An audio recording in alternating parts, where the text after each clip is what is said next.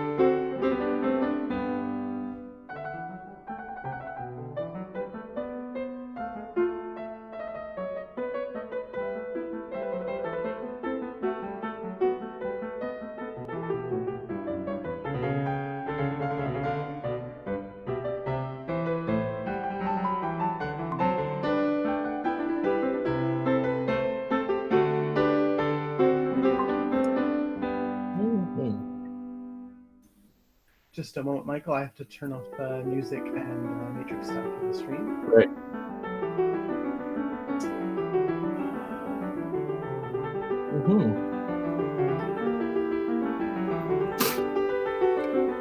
So I suppose I'm just introducing Skullspace and all that, right?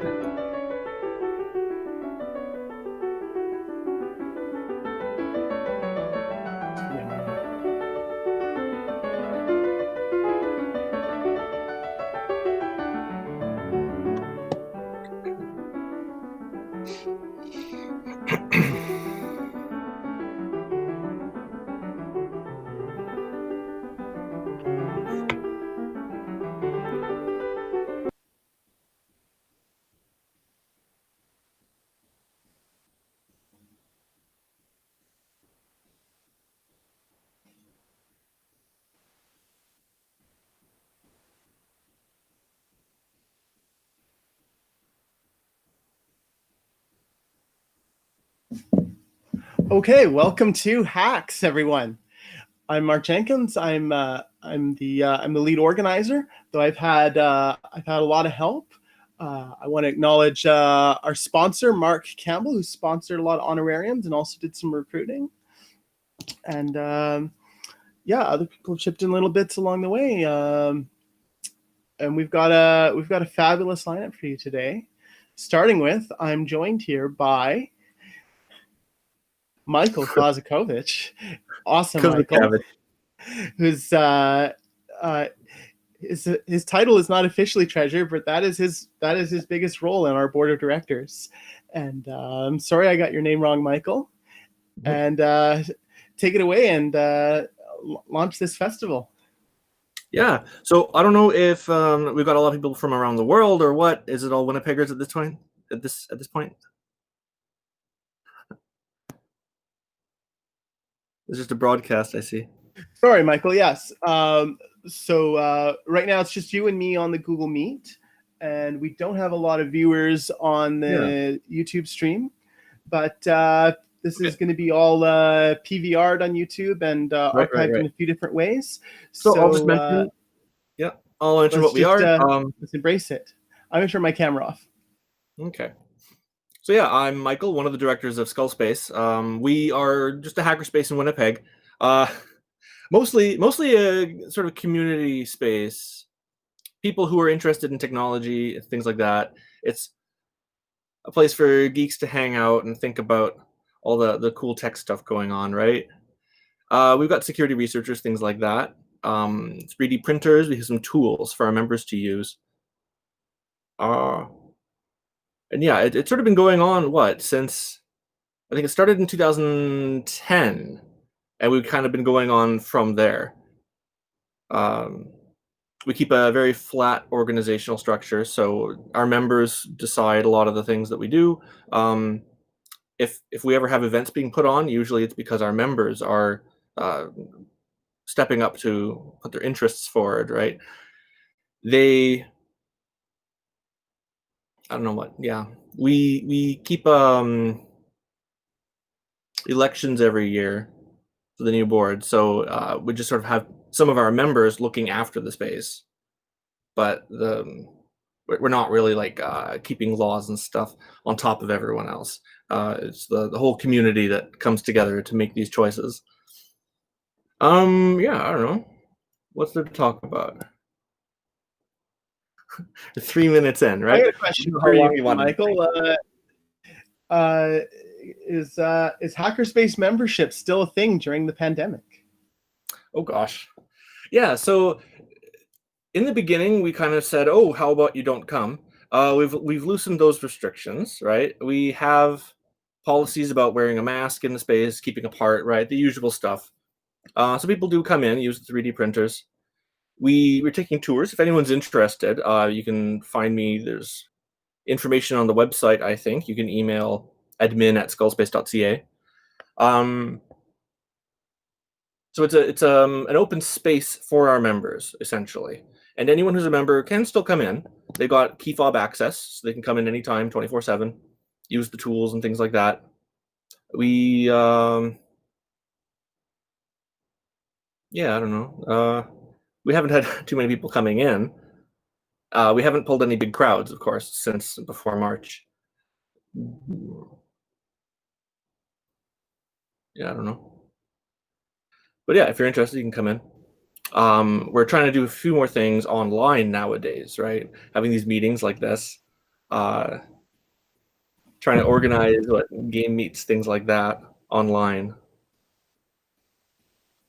Yeah, Mark, do you have prompts for me? Well, the other thing I'm able to do here is see if anyone in where our official chat platform today is the Skullspace channel on the Freenode IRC network, and we can take a moment here to see if anyone from Freenode wants to say anything. We've had like three viewers on YouTube, and we got 3 active people on the Freenode chat. Right. So let's see if anyone from Freenode wants to say anything. We'll just give them a moment. Yeah, give me 1 second.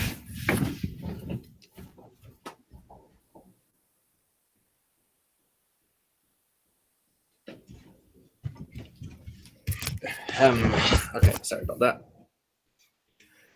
Well, one member says hello with a lull. Hello to you too. Okay. But yeah, I don't know if we should mention more about hacks and what that means. What is the festival? Well, sure. I can walk through the schedule with you, and you can maybe you have some thoughts about what kind of things you might hope to hear from some of these presenters. Right. So let's do that. Let's go through the schedule. Yeah, we've got a whole slate. All at hacks.skullspace.ca. And of course, if to anyone listening, please take the opportunity to donate to Skullspace. So at 1 p.m., my partner Sarah Aronson has How to Delete 1,000 Facebook Friends in an Afternoon. At 2:30, Alex Weber has Testing Python with PyTest. I was hearing from Alex today. He says he might need the whole hour. 3:30, How to 3D Print Cool Stuff in Winnipeg, Hugh Campbell. DJ QUBE will be running his own stream so that he can show us, he's going to do some music production with Ableton, building out some stuff from scratch. And he'll be performing later tonight, so maybe some of that will actually become part of our DJ performances. And 6:30, Building a Better Rain Barrel Spigot, Andrea Mantler. Now, that was a lot for me to go through at once. We got a full day here, Michael. Why don't we just start from the top again? So, how to delete 1,000 Facebook friends in an afternoon? Your thoughts? Yeah. Well, I've been keeping light on Facebook, so I don't have 1,000 friends to delete. Good for you. I think I've managed to not join 1,000 friends over the course of 10 years. Wonderful. And sorry, I got to bring up the next one. I don't have this memorized. Alex with Testing Python with PyTest. Michael, do you program Python? I actually have handled a little bit, just helping some students with it, right? Sometimes I'll help students who are new to programming how to get the basics done. And I've looked at the Python documentation, right? I've got a little bit of knowledge about that. Not too much. I'm not well versed in it. I don't think I could just write a program from scratch right now. Well, what is your favorite programming language, Michael? I like a lot of the web stuff, right? PHP, MySQL, CSS, and so on. Getting that all, the JavaScript, getting it all in together to make a web page. As for me, I've been a diehard Pythonist since 2005. There was an essay I read that it said like this is like even back then like this is the most trending language in hackerdom, and you definitely should check it out. And then I got my chance when I was in my later year computer science courses. Yeah. They started giving us assignments, and they said, we don't care what you program it in, as long as our markers can read it and understand, what you're doing. So nice. A really obscure language would not be welcome, but Python was welcome. So that was my chance. I said, okay, I want to learn Python. I'm really busy with schoolwork. I'll use these assignments where I get to choose the language to be my chance. And, yeah. I don't know if I fell in love, and I haven't looked back since. Yeah. So it's been a 15-year Python journey for me. Yeah, I don't know if you were reading XKCD back then. But there was a time when they found Python, and there were several comics where it's like, oh, you can do all these things. Wonderful. How to 3D print cool stuff in Winnipeg? Well, I guess you have one answer to that question. Get a Skullspace membership. Yeah. We have 2 3D printers at the time that are up and running anyways. One of them is an older, I forget what it is actually. It's not like a Mendel or something, is it? The newer one's a Prusa. Is it Mark 3 or something? And yeah, they got some good print quality on the new one. The older one, I think we've outfitted it with a larger nozzle so it prints quicker. So depending on what you're doing, you can print something small and quick, or you can print a high detailed thing over more time. We don't charge for what would you call it? we don't upcharge on our 3D printing stuff. Basically, we let you weigh your parts, your finished parts, and we charge you just the basic cost of the what do you call that? The plastic. You can always bring your own in as well, that kind of thing.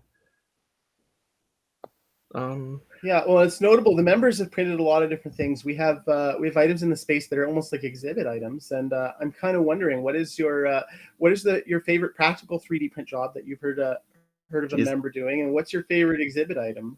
I forget which cathedral that is. But we've got that big, massive. We have a cathedral in several parts. It had to be done in layers because you can only print like, I don't know, 4 inches high or something.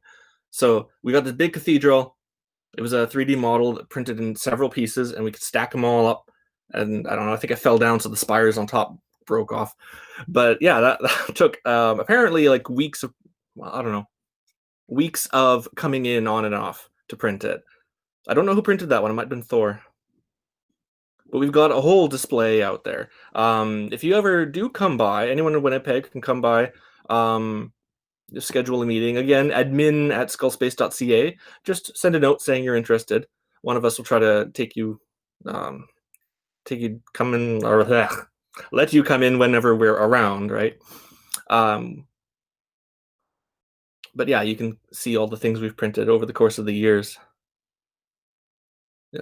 And at 4:30, we got a music presentation on music production. I'm curious, have you ever done any music production? Music production, no. But I did attend one of the synthesizer petting zoos we had held. Unfortunately, the one this year didn't happen because we were planning it around March, and that's when everything happened. Yeah, as for me, my music production has just been limited to Audacity, great free software program. It's really just a multi-track waveform editor, which is not which I guess is a great music production solution if you're just entirely relying on recorded stuff that comes from outside Audacity, or files that you import, as opposed to something that helps you also do sequencing and digital music and stuff. But yeah, one thing I've played around with is trying to make synchronized multi-part recordings of my voice, and one pleasure I've had with that is the feature of when you just sing the same part in duplicate, and you get like if you get your timing right, it sounds like one singer still, but with just like a little thicker, richer voice, and that's kind of a classic technique. I'm sure DJ QUBE will have some stuff to blow our socks off. Yeah. Moving on in the schedule, our final thing is building a better rain barrel spigot. Do you know anyone who collects rainwater? No, I've thought about it like, oh, it sounds like a good idea. I think in Canada, it's a little less of importance to us because we've got so much fresh water around. But yeah, it's certainly eco-friendly, right? Yeah, no, I remember my parents' rain barrels growing up. So I don't know how you make a spigot better, but Sarah has recruited Andrea for us to give us a presentation, and so that will be cap our presentations. And then 8 o'clock, we've got DJs. I think several of these people we've seen before at some of the Skullspace events. A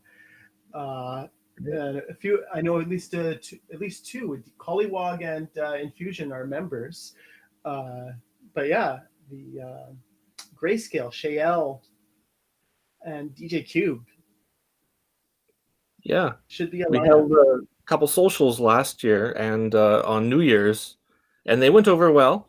I wasn't personally around for the second one, but yeah, music lasting all night. We'll have the same performers, some of the same performers here.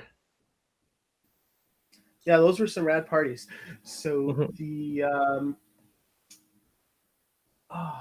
oh yeah, well, and of course the other aspect of what we're doing with DJs tonight is we're going to provide an alternative visual as well of hackers doing their thing, project Oh. work, on camera, on screen, hacking live. Are you able to make it, Michael? You What got time is anything you're working with? 8 p.m. it? Not really. until 1 a.m. Yeah, I'm busy for the afternoon, unfortunately, so I don't know what I'll be able to catch. Um, there's a Fortunately, we weird got project archiving.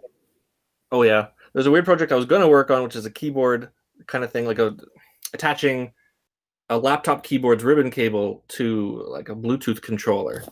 But I don't know, I haven't done anything on that for years. All right, and going back to the chat, we've got a one member asking about the length of your beard, and It goes on forever, actually. that's a real pandemic beard, man. If I try to get everything on the screen at the same time, the world will explode. Yeah. Another member also likes Audacity and just got a rain barrel. Now, IRC, do Oh, you have anything? We're going to go to break now for a little bit before our 1 p.m. Presentation. But any final words from the chat? Got to give hello, them a Zen. little time and a little bit of latency. Hmm. And of course, it takes time to type something. Oh yeah, let me check that. Whoops. Oh.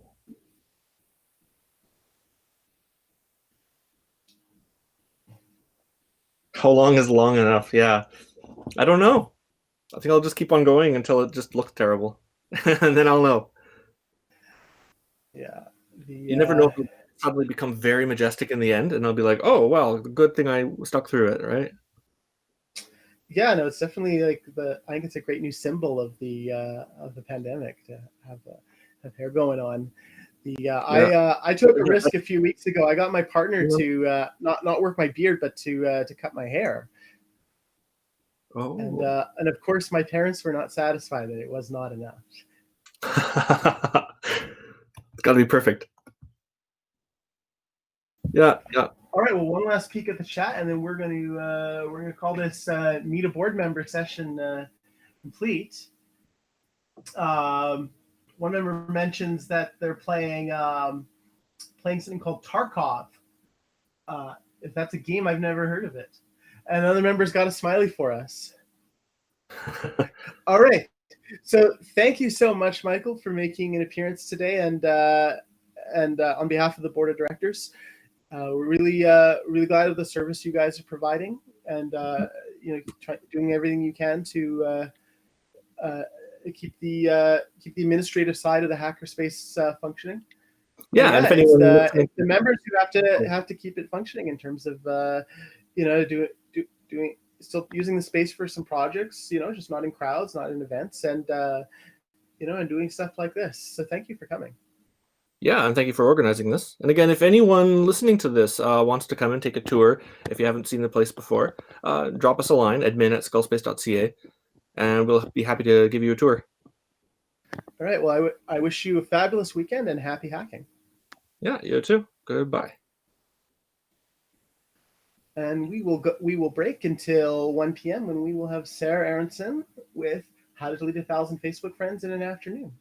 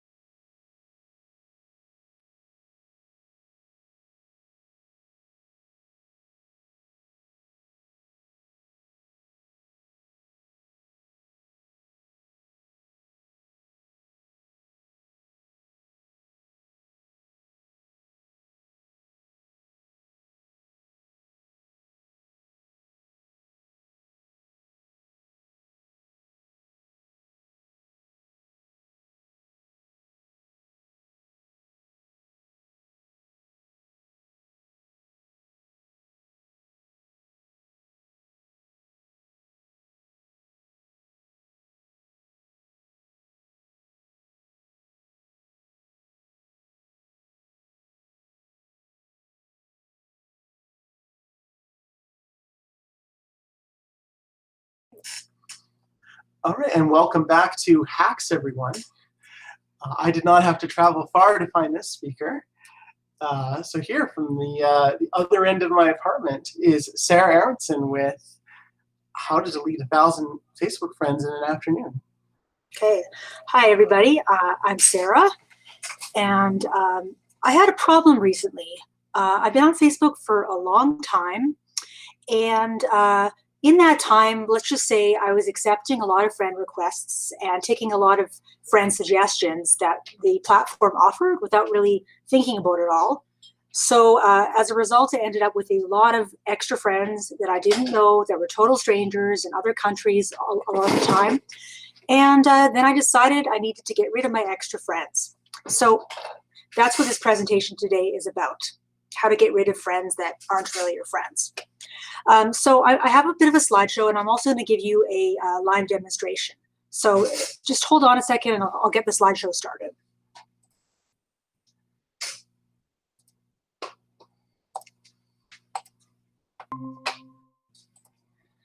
Okay, can you see this, Mark? Just a moment. Or I have to turn off my camera as well.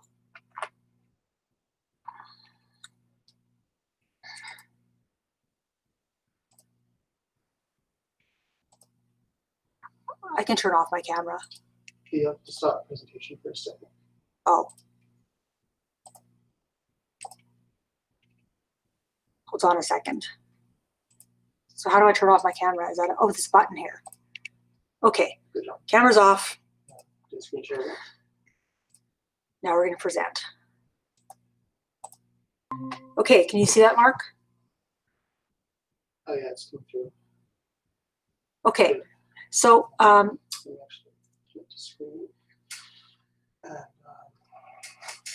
go ahead. okay, so this presentation is about how to delete at least 1,000 Facebook friends in one afternoon. And I've put in the word intelligently, because this isn't just about blowing out your friends list. This is about basically finding a fast way to decide who to delete and getting it over with in just a few hours. And here's the problem. Like I said, indiscriminate friending. I was accepting friend requests I never should have requested, and I never should have accepted. As a result, I had about 2,300 friends on my friends list, and most of them were actually people I didn't know. And as a result, I was not really seeing my actual friends' material very much, and my friends weren't engaging with my posts very much. And as a result of that, my social needs were not being satisfied on Facebook. So I had a goal. My goal was to delete many Facebook friends. In my case, it ended up being about 1,600 or 1,700 in the end. The next part of my goal was I wanted to delete friends in an intelligent way. Instead of purging my entire friends list, I wanted to actually be able to hold on to the friends that I do want to keep. Otherwise, what would happen is all these friendships I've been sustaining all these years, I would lose all of them, and I have to remember to unfriend or to refriend everybody. And sometimes I wonder if I would even get to be friends with lots of those people, because we don't actually talk to each other. So in order to preserve my list, I had to do something a little smarter than just a purge. And so I came up with some criteria for how to decide who I want to delete. So first of all, I wanted to make sure that the friends I had were people I actually interacted with. So I wanted to use engagement as one way of deciding who to delete. So if somebody didn't have very many likes or any at all, comments, hadn't shared any of my posts, and we didn't have any private messages going back and forth, chances are that person wasn't really much of a friend, and it made sense to delete them. Also, I really wanted to focus on staying friends with people in my hometown. Maybe other people will have different priorities in this respect, but I just decided that because I wanted to feel more connected to my local community, that it was better to look just to mostly stay friends with people in my hometown. Also, there were people that didn't necessarily meet those other two criteria, but whose names I recognized. So I wanted to be able to not delete people who had familiar names. So to that end, I started looking for a solution. The first thing I thought of was just manual deletion. And I'm sure you're all familiar with that.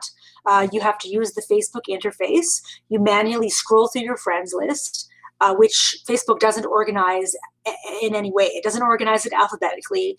I don't know if it organizes it by previous engagement or not, like by recent engagement. I'm not sure about that. I don't know what the criteria are, but you can't sort your friends list in any way. So I ended up scrolling and scrolling and scrolling and scrolling until I found someone unfamiliar. Then I would have to go to their individual profile, open up their profile, and look for all these things. Do they live in my hometown? Like check their about page. Check the private messages. Click on message and see what kind of messages have passed between us. Check to see if they liked any of my content or they commented on anything. Now, unfortunately, I couldn't do that using the Facebook interface. Because when you click on show your friendship on Facebook, it shows the things they shared on your wall, but it doesn't actually show their likes or comments. So there was no way of even knowing about individual people's level of engagement. So this process I tried for a few days. It was frustrating. I was only able to delete like 10 or 20 people a day, and it was super inefficient. I think for somebody who only has 300 to 500 people in your friends list, this is probably okay. But in my case, I had about 2,300. So if I'd have had to do this every day, let's say 10 friends a day, I'm trying to delete 1,600 friends. It's like 160 days. It would be an entire practice, a daily practice devoted to deleting Facebook friends. And I didn't have the time of day. Plus, I couldn't even look at engagement this way. So it was really not ideal. And so I had to think, okay, manual deletion is not the answer. What else can I try? And I started thinking about like, how could you automatically delete Facebook friends? So for a little while, I thought, well, maybe there's Facebook apps. So, you're familiar with Facebook apps. There are all those annoying little games and whatever else that people do on Facebook.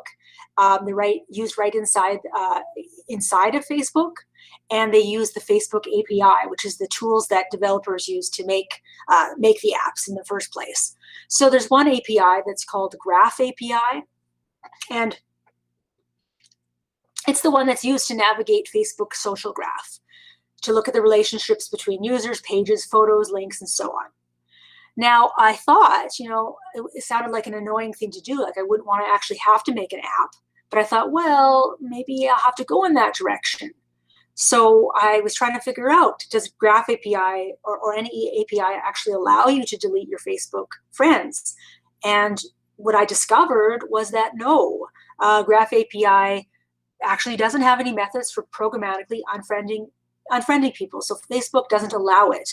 The software as we're using it doesn't give users the ability or developers the ability to create applications that get rid of friends.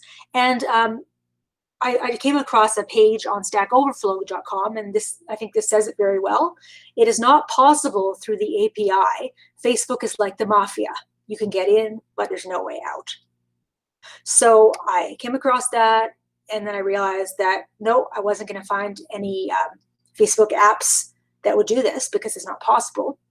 I also came across possibly a reason why they don't allow this, because there was an app years ago that was released by Burger King called something Sacrifice, and it encouraged you to actually let you delete up to 10 friends a day, and you get some sort of coupon for a free burger for a few cents. And then it would tell your friends, so-and-so deleted you for a burger.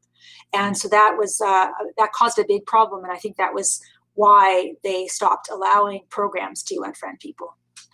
Okay, so this didn't work. Facebook isn't giving us the tools that let me do the task I want efficiently and easily. So I had to look at the next type of solution, and that was a browser extension. So a browser extension is built into a specific browser like Chrome or Firefox or Safari.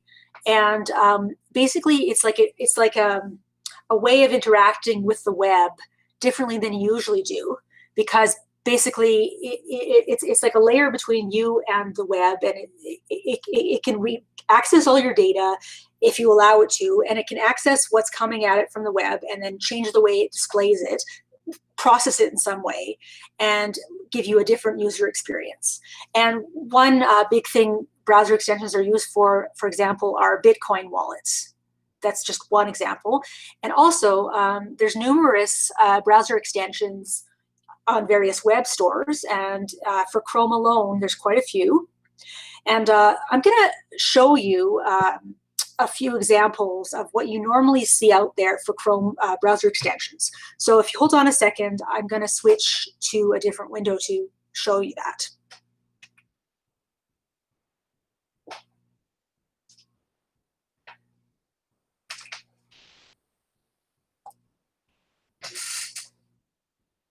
Was I presenting the whole time? Yeah. Okay, good. All right, just a second here.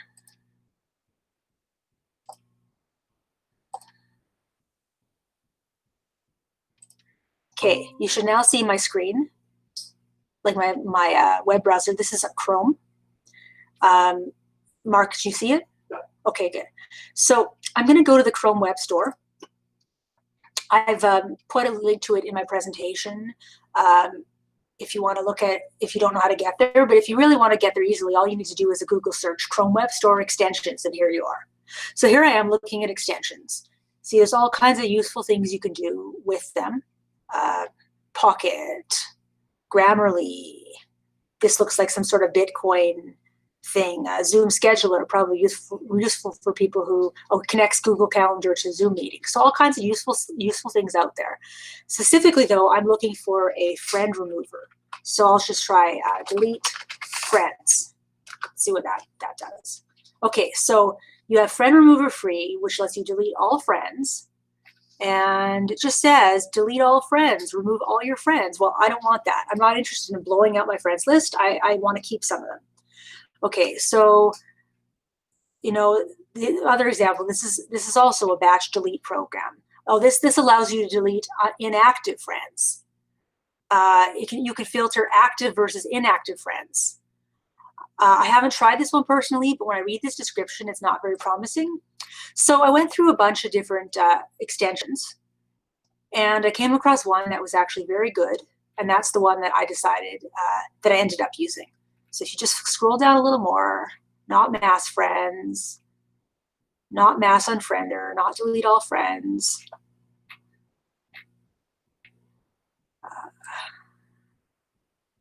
Well, I would have thought it would show up in here, but that's okay. I think it showed up in one of my searches, obviously. So I'm going to just look up the multiple tools. Okay, multiple tools. There we go. So the browser extension I eventually found was multiple tools for Facebook. And I didn't know when I first installed it whether it would let me do what I wanted to do in terms of filtering my friends before I chose which ones to delete and then deleted them.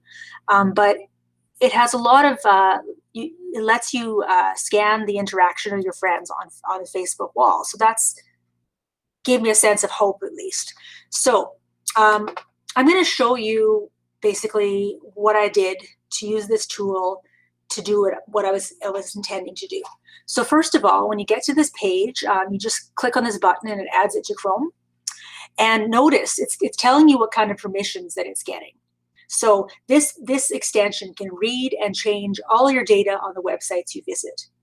So that's very extensive. And when you say all your data, that includes personal data like passwords, usernames. So you're giving it a lot of power. And just keep that in mind when you approve it. I'm happy with it right now. I trust it, so I'm going to add it. I've added it before, but I deleted it for this presentation. Okay, so as soon as I add it, there's the home screen. And I don't usually do anything much on this home screen. It just shows you who's using the browser extension. Now, when you first download this, you'll be downloading the free version. And instead of tools over here on the side, it will say free tools, I believe. You click on this little arrow, and now if you look at the options, it gives you friend requests, friends remover, group scanner, pages scanner, interaction scanner, privacy changer, etc., etc. So right away, my first instinct would be to click on the friend remover. Okay, let's see what that gives us. It's fetching data. This is what you expect the first time you use this extension. It'll take a little while with that whirligig while it's getting your data. Okay, so let's see. Is this at all helpful? Okay, well, here are my friends. Here's their user IDs, status, activated or deactivated, and that's everything. So the best I can do in the friends remover is to click on these little arrows beside name, and it can sort it alphabetically. So the best thing I could do is just go through my friends list alphabetically, and I could click on each of these to get to their profile on Facebook, but there's no way of doing the filtering I wanted to do. I simply cannot filter by messages, I can't filter by comments or any of those things. So this is not very helpful. So I go down a few more. There's a few more options here, but the one that I ended up using is called Interaction Scanner. Now, I'm going to show you something, which will take me back to my presentation for a minute.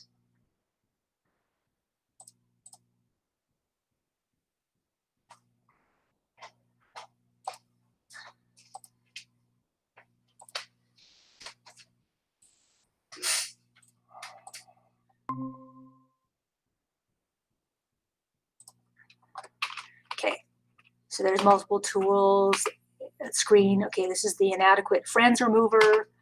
Okay, so when you first download this extension, you'll have what is the free. We'll have the free version. So if you notice with this free version, you can't actually delete any friends in the interaction scanner, but it shows you people's reactions. That's like their likes and so on, and it shows you how many comments. So I don't even know if you can actually sort these. I don't see little arrows, but basically it's limited. You can't actually delete people. So what I had to do in order to actually be able to delete people was to upgrade to the premium version, as they call it, which is paid. And I don't usually do this, but considering I would be spending months and months and months working on this without this, it was worth paying the $10 to upgrade. And just so you know, I have no financial ties to this extension. I have no connection to them. It's just something I found. All right, so I'm going to go back and show you this live again.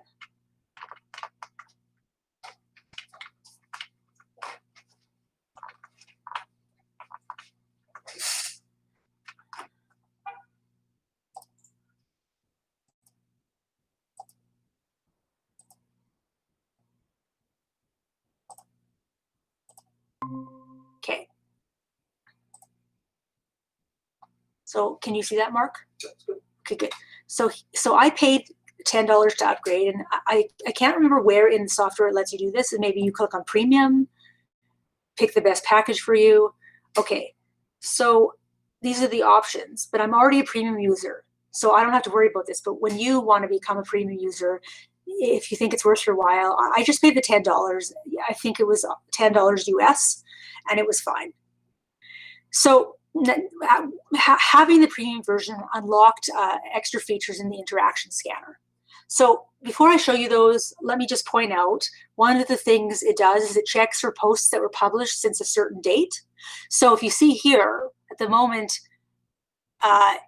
it has actually yesterday's date. So what you have to do before you run it is change the date. So if I click on October 2020, it brings me to all of October. I could pick an earlier month in October, or I click the 2020 and it lets me go back to earlier times. So I'm going to pick 2017, January 1st, 2017. And then I'm going to get out of here. So that's my date. If there's interactions that go back beyond that, I don't need to know about them right now. So then I click Scan Now. It's going to take a while.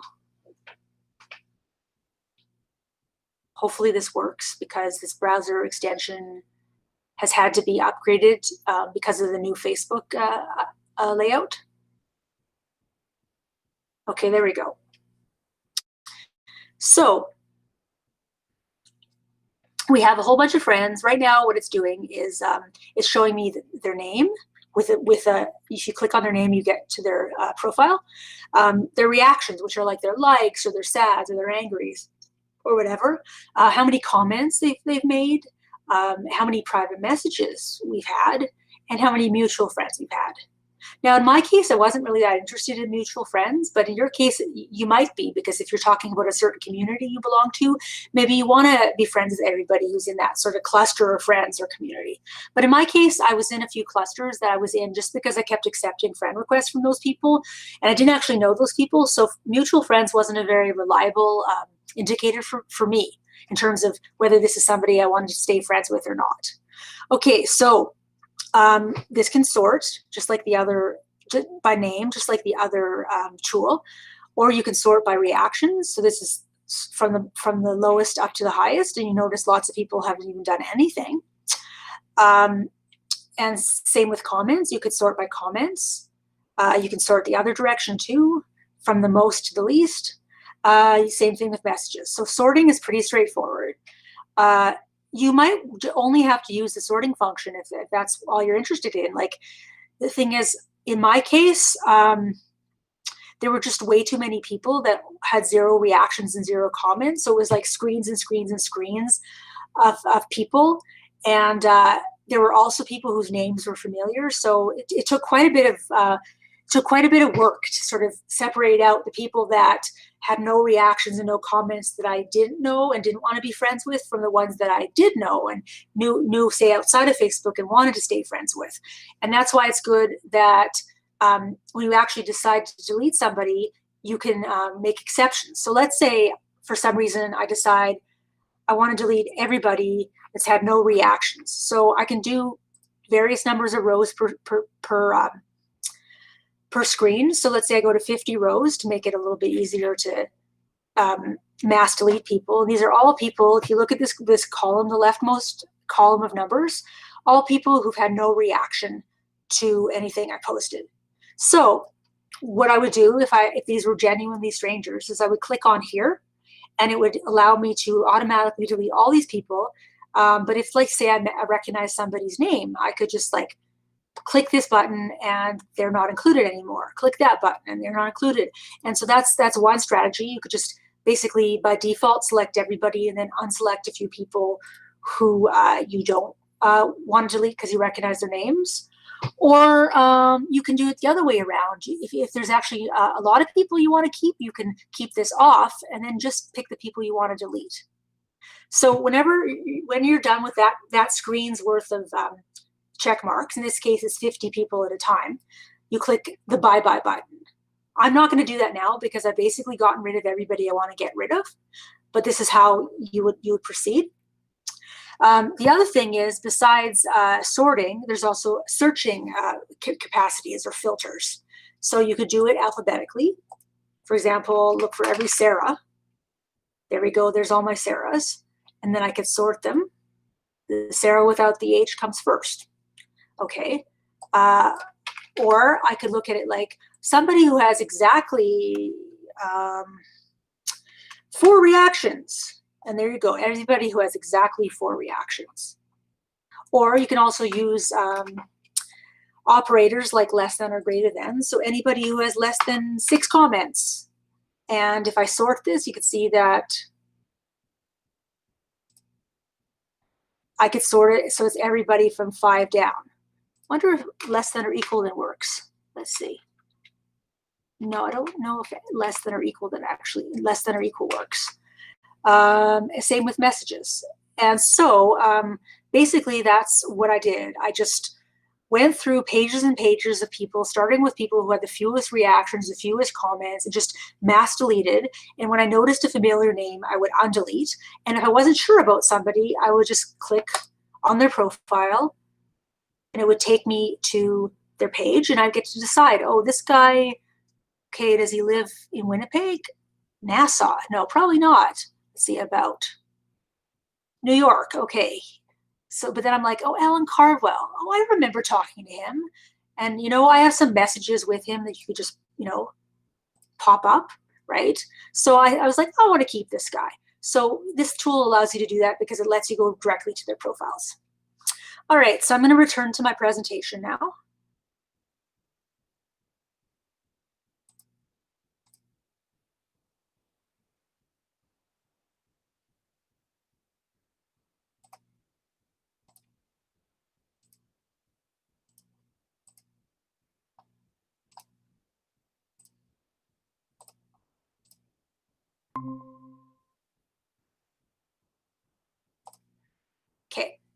So we just went through the interaction scanner, which lets you delete people.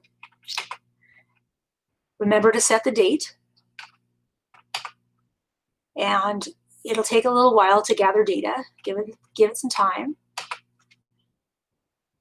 And remember that when you're sorting, it can help you to sort to see more at a time and delete more at once if you have a show more rows.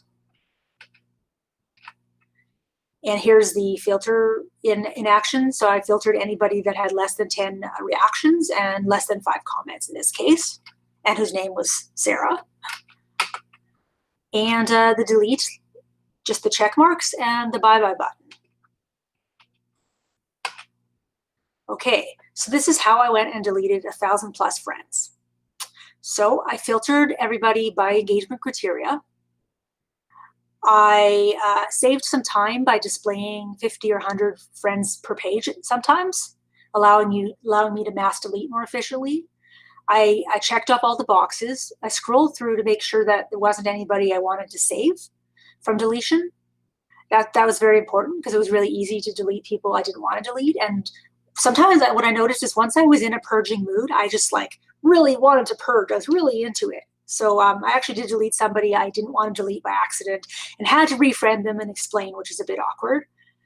I clicked the bye-bye button, got the deletions done.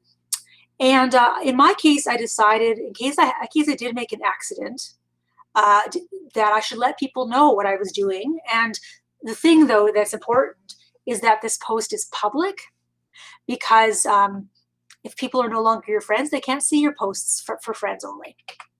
So this is what I wrote. Hello, friends. I'm about to run an automated tool to delete all my inactive or nearly inactive friends, people who haven't reacted, commented, or exchanged messages with me. This shouldn't affect you. If you see this, it probably means you've engaged with me in the past, and so on and so forth. Please send me a new friend request if you accidentally get deleted. So I did this. I think that's just sort of a courtesy. I had another friend who deleted all his friends with one of those mass deleters, and he did something similar. You know, send me a friend request if you want to be my friend after this. All right. So we have a solution. I was able to do a lot of what I wanted to do. Question is, how good is it really? Well, the proof's in the pudding, you could say. I started with almost 2,300 friends, and for a few days I was deleting 10 a day kind of thing. But then once I actually got this tool, after a few hours, I was able to delete probably 1,600 friends. So I went from being a person with 2,300 friends to less than 700 in an afternoon. I think the money was worth it to me because I saved a lot of time. I didn't really get rid of friends that were valuable anyways, because they were all sorts of people with names I didn't recognize, who were living in all kinds of foreign countries that I wasn't really interacting with meaningfully, including all sorts of men who would randomly send me pictures of flowers and tell me they loved me and I was beautiful and blah, blah, blah, flirt, and so on and so forth. And Mark knows this. There were guys that were like phoning me at weird hours and wanting to chat, and I had some pretty unsavory things happen. So I'm glad that I'm not accepting friends that I don't even know anymore. It wasn't that hard to deal with the filtering by hometown because I know the names of most local people. There were some people locally whose names weren't familiar, but when I went to their profile, I'm like, oh, I guess I'll stay friends with this person because they live in Winnipeg. So after doing this, I have a newsfeed full of posts from people I know, which is what I was aiming for. I think I'm getting engagement from people I haven't talked to in a while. Like now, the people that actually, for a while at least, the people that started commenting and liking things were names that I hadn't interacted with in a long time.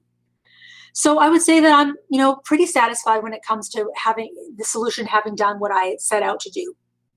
My Facebook experience now reflects my actual relationships and community. Now let's look at the pros and cons of this particular tool. So the pros were that I was able to easily delete the least engaged friends from my list because all I needed to do was filter them and sort them in this tool. It doesn't delete all friends. You can selectively remove, so it meets the intelligently criterion, and it was very fast. Now, it's a dream to be able to delete all those people in just a few hours compared to what you'd have to do if you were stuck with the Facebook interface. Now, there's also some cons. It didn't have a filter for home count, which is too bad. It didn't have a filter for post shares, from what I understand. I think the reactions was just like likes and loves and all that. I had to pay money, which I usually prefer not to do, even though it was fairly cheap. And the last thing, and this is something that Mark really wanted me to hammer home when we were discussing this, is that browser extensions have security risks. So I'm going to talk about the security risks of browser extensions for the rest of this presentation. And then if there's any questions or comments, we can talk. All right, so let's look at some security risks of browser extensions. And if you want to learn more about this subject, you can go online, and there's all kinds of cybersecurity pages you can read. So one thing, they're not a traditional program. You don't download them and install them on Windows or whatever. So there's no antivirus programs that will determine whether there's something wrong with them. So you can have a malicious extension, and it can do really nasty things to you, and there's no way of screening it because you have no antivirus. And oftentimes, in order to function, these browser extensions require permission to read or change everything on the web pages that you visit. And that's giving them a lot of power. That means they have sensitive information, including your passwords.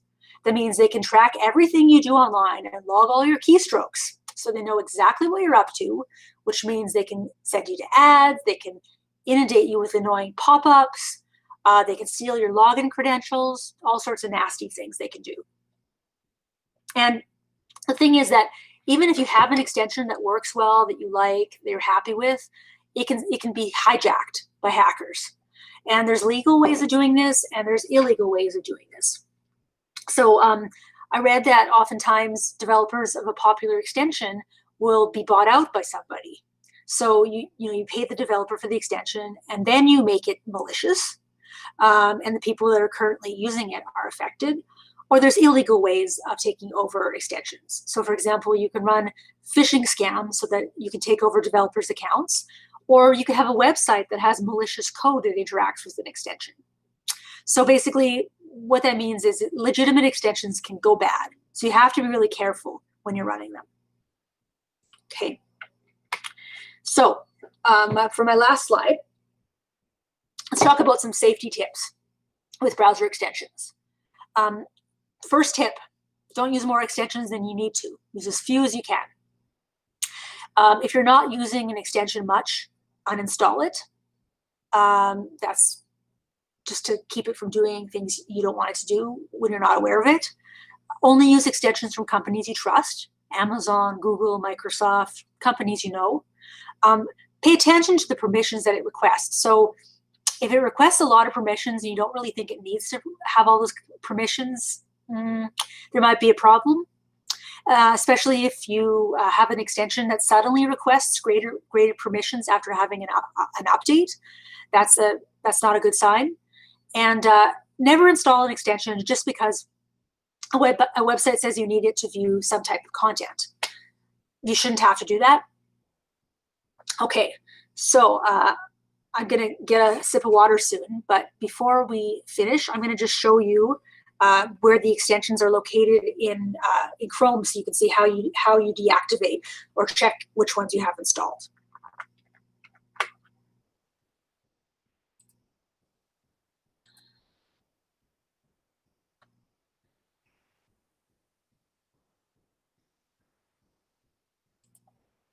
Okay, so here's Chrome. Give you a second. Okay, there's Chrome. And if you go to the top here, this is a puzzle piece. I was like, what is this? Some sort of axe or hammer? No, it's a puzzle piece. You click on it. It tells you all the extensions you have. So I have one that I just used, and this one is to help me. it's a site blocker so I can stay focused on other things. And then this guy wants access. and these guys don't need access. So you can stay on top of things. This is, sorry to interrupt. Something went wrong with the last screen share. oh, You just try to work it out. okay. Oh, something went wrong with the screen share, so hold on. So click on stop presenting. And are you trying to present a specific tab there, or? I'm trying to present my window. Oh, okay. I mostly saw you in. Oh, you know what you need to do? What?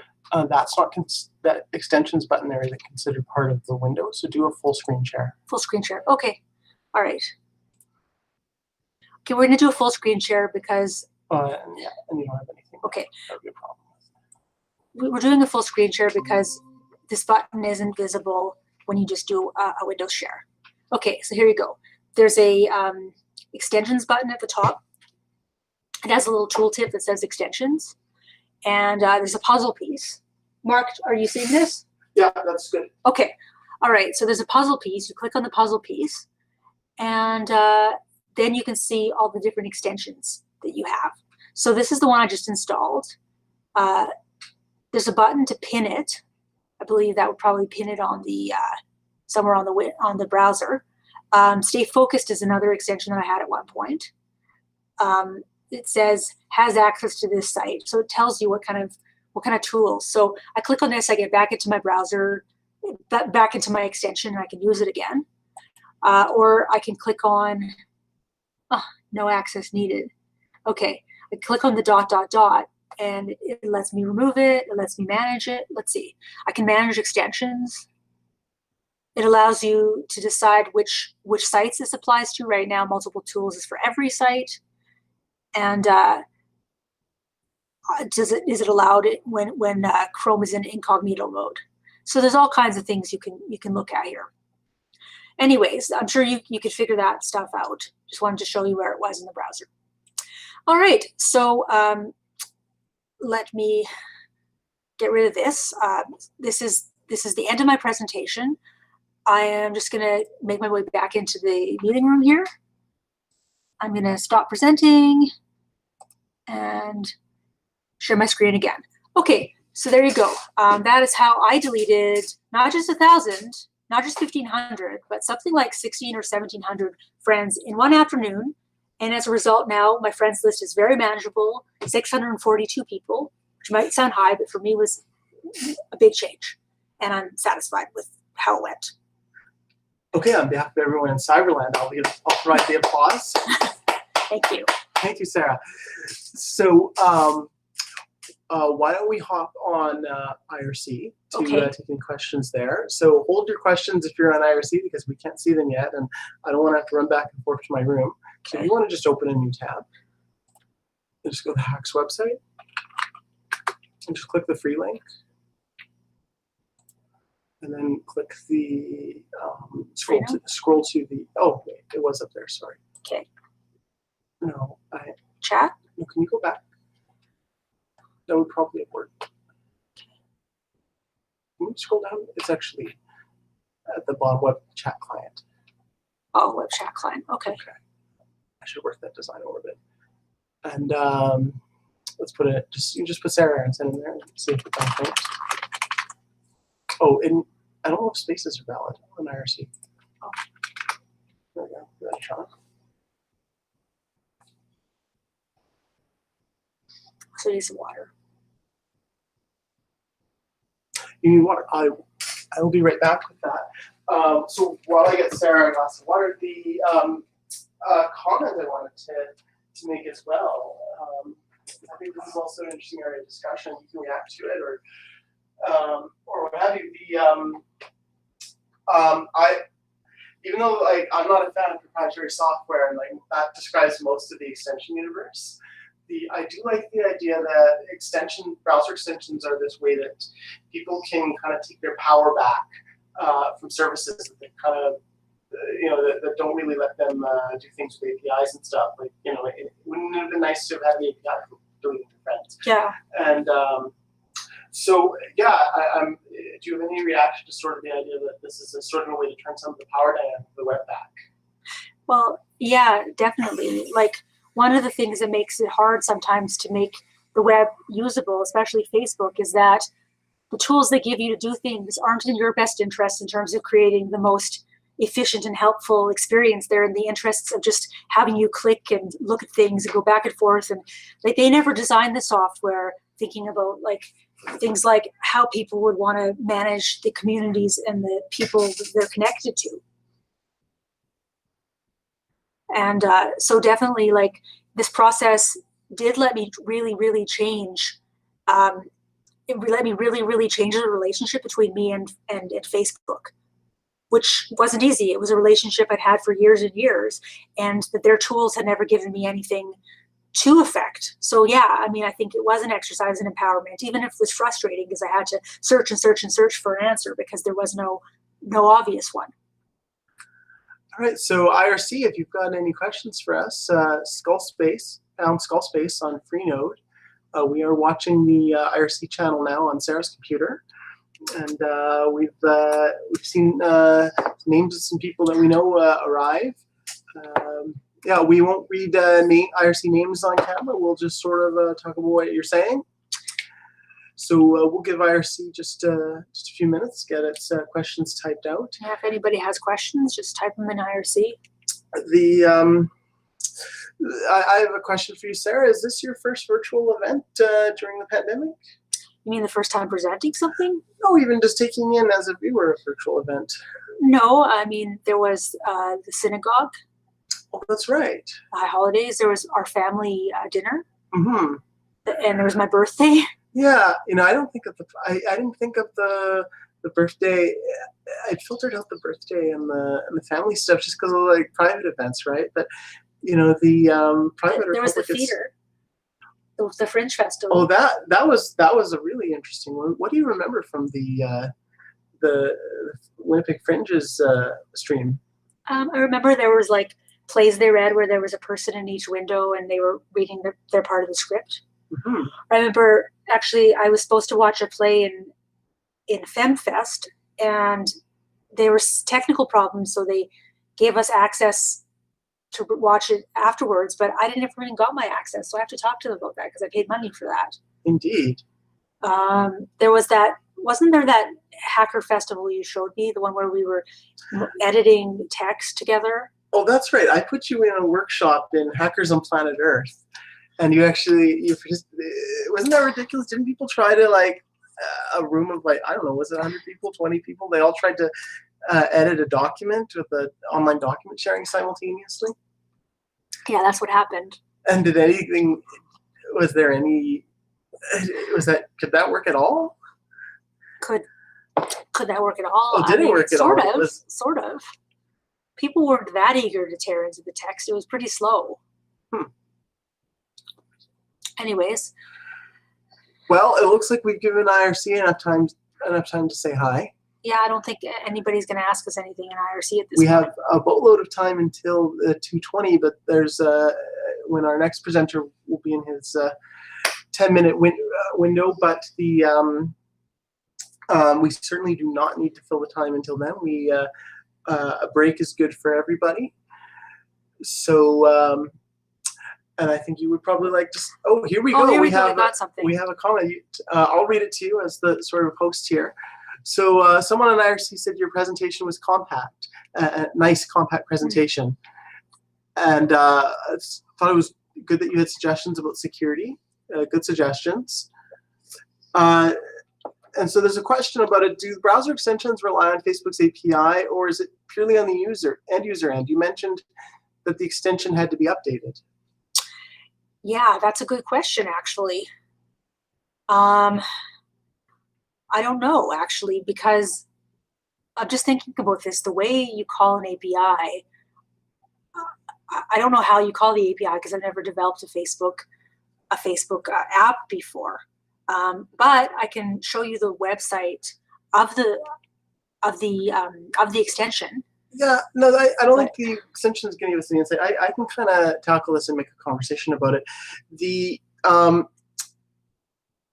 Facebook has an API in effect that because it's not that every time you click on something on Facebook that it's a complete full page load. And even if it was, the link structure you click through would itself be a kind of API. This link does this, this link does this. But a Facebook page will have a lot of JavaScript going on it. And you click something, and that's going to send out a request to a particular URL, and it's going to send particular data in a particular format. So there actually is an API that Facebook is running locally, that helps the copy of Facebook in your browser talk to the Facebook server. It's an undocumented API, and it's not a stable API. Yeah. It can change. So in a sense, a browser extension is a hack that then it at least allows your login session to be a way to have a way to take advantage of that API, because the extension can use the login session you already have. So, and extensions are actually a little bit safer, because imagine if this had to be just done as a service. Instead, you'd have to send the service your password so it can log into Facebook as you and do a bunch of stuff. The extension is able to take care of is able to use the login session you already have that's there in your browser. Yeah, and then it's able to use that undocumented API, undocumented, unstable API. It's just. I'm just wondering how it grabs your friends. I mean, obviously, to delete them, it can't be used. It grabs them in the same ways that you would click through on Facebook to see your friends. That uses the hidden undocumented API. It would do that. So it's like the extension is going through the site and doing things that would maybe be arduous for you to do, like clicking. Is it like a user agent? Yes, exactly. Well, your browser's user agent, and the extension basically extends your browser. So it uses your browser to go out and do things on the web page on your behalf, so that you don't have to click through the web page. Yeah, I think it has a way of adapting itself. Like, it uses the interface, but I think it pretends to be like the user. Yeah, and so this raises a browser extension cannot do things that you could not do through the website. Yes. But it could. Though there may be aspects of a website that are very well hidden, that they're not even necessarily in the outer user interface, they're kind of in those inner layers. So building browser extensions like these involves the fine art of reverse engineering. Yeah, but I would look at it, because maybe there's some notes about this as well, because I do wonder, like, how you actually call the Graph API, like whether you call it from within the browser already, in order to get it to display things, like whether JavaScript is making those calls, if it's using the API already, whether it's done through JSON, or whether it's done through different kinds of URL requests. Yeah.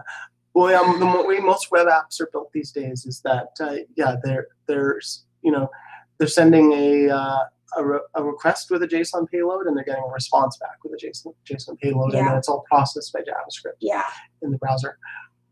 So we have another question from the friend we recognize. So the extension isn't just scraping, but relying on some behind-the-scenes undocumented things that change with no notice.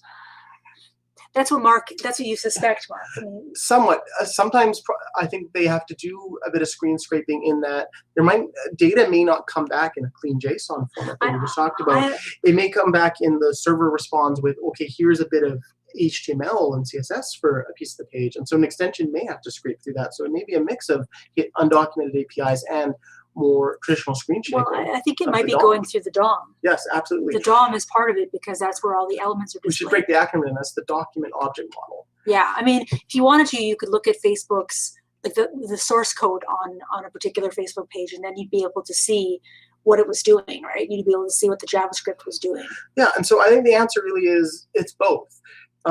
It depends what the underlying web service exposes, whether it has an undocumented API, and you would use that as an extension writer, or whether screen scraping. And I would suggest that for people just writing their first extension, it's probably actually easier to use the screen scraping approach, where you describe, hey, grab this through the DOM, than trying to reverse engineer and discover hidden APIs, because they have all the JavaScript gets obfuscated, and the data formats are undocumented, right? So it takes a lot of reverse engineering. The DOM is actually a more straightforward way to build out these things. Yeah.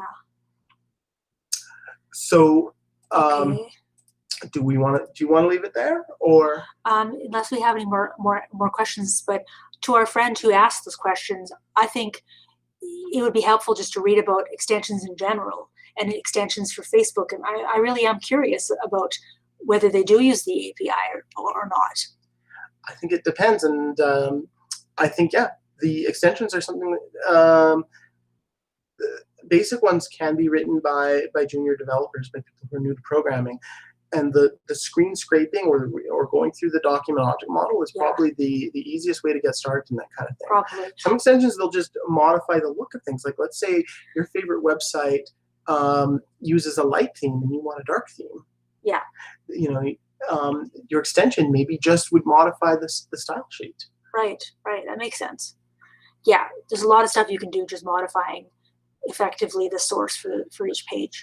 And maybe, Sarah, next time we do hacks, maybe you'll have developed your own browser extension by then. I don't know. I give you the challenge. I give you the challenge to find a website other than Facebook that doesn't behave the way you want it to behave. So we'll wrap there? Yeah. Okay, so thank you so much to everyone who's come for Sarah Aronson's session. We have Alex Weber at I believe it's, bring up the Hacks website. I'm sure I don't get this. It's 2:30. I know it's 2:30. It's okay. You don't need to bring it up. Okay. I know it's at 2:30. Alex Weber has a Python and testing related talk. In the meantime, for folks who haven't donated yet, make sure you follow the donate link on hacks.skullspace.ca. That's HAX Skullspace, SKULLSPAC.ca. So we will be back 10 minutes. We'll be back at 2:20 to load in Alex. And remember, folks, you can also come on to the Google Meet if you want to ask questions there. You don't need to enable your camera and your mic. You can even use the Google Meet chat. We should actually check the Google Meet chat. We haven't been watching. Yes, let's check the Google Meet. Oh yeah, well, of course there's nothing in the chat because I haven't admitted anyone to the meeting. Right. And so if you do want to come on to our Google Meet, make sure you come 10 minutes before the start of any presentation. We don't want to disrupt speakers with late arrivals. Okay, so that wraps up our session with Sarah Aronson. Thank you for this fabulous presentation, and thank you and to our sponsor, Mark Campbell, for providing honoraria, encouraging many of our speakers to present and perform, and even Sunday we're going to have a game playing session. So this has been our first real session at Hacks, and we will see everyone at 2:30. Okay, thanks for tuning in, guys.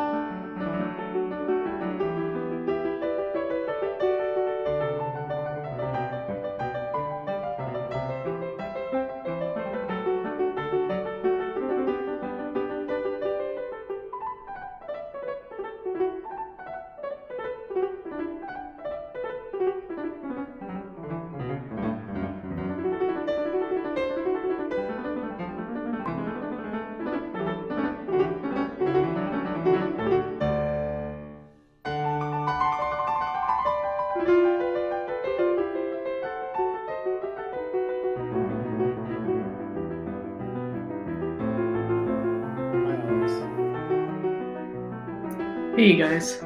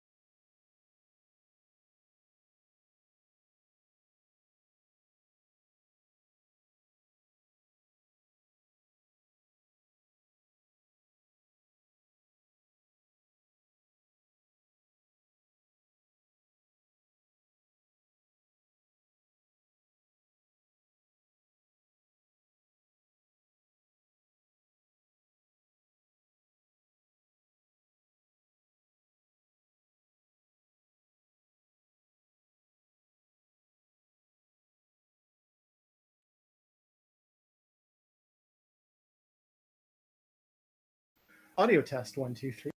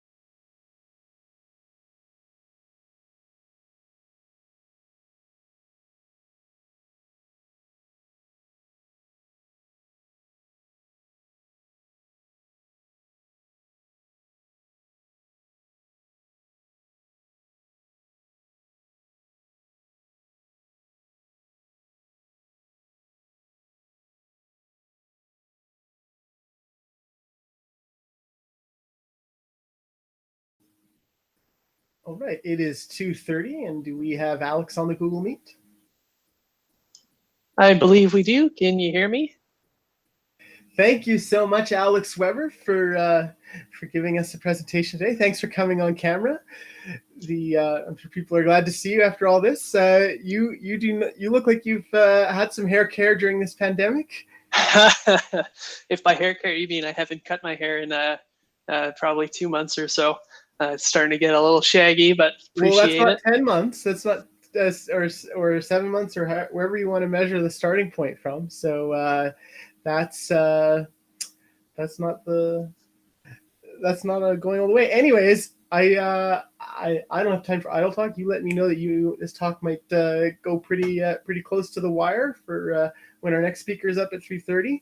So without further ado, if anyone is not sure what they're looking at, you are watching Hacks, the Skullspace online virtual festival, weekend Hackerspace festival. That's hacks.skullspace.ca, HAX, Skullspace, SKULLSPAC.ca. Please donate if you haven't already. The donation link on there, and I give you one of the longtime members of Skullspace and a former board member to boot, Alex Weber.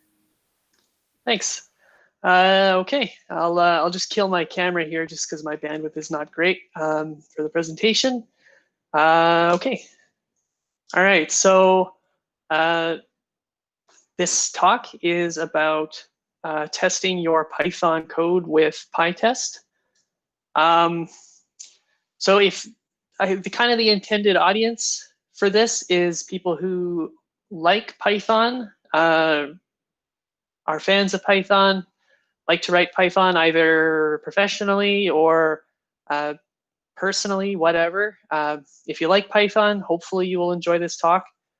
Or you're just bored on a Saturday and you want to just watch something. Either way, totally fine.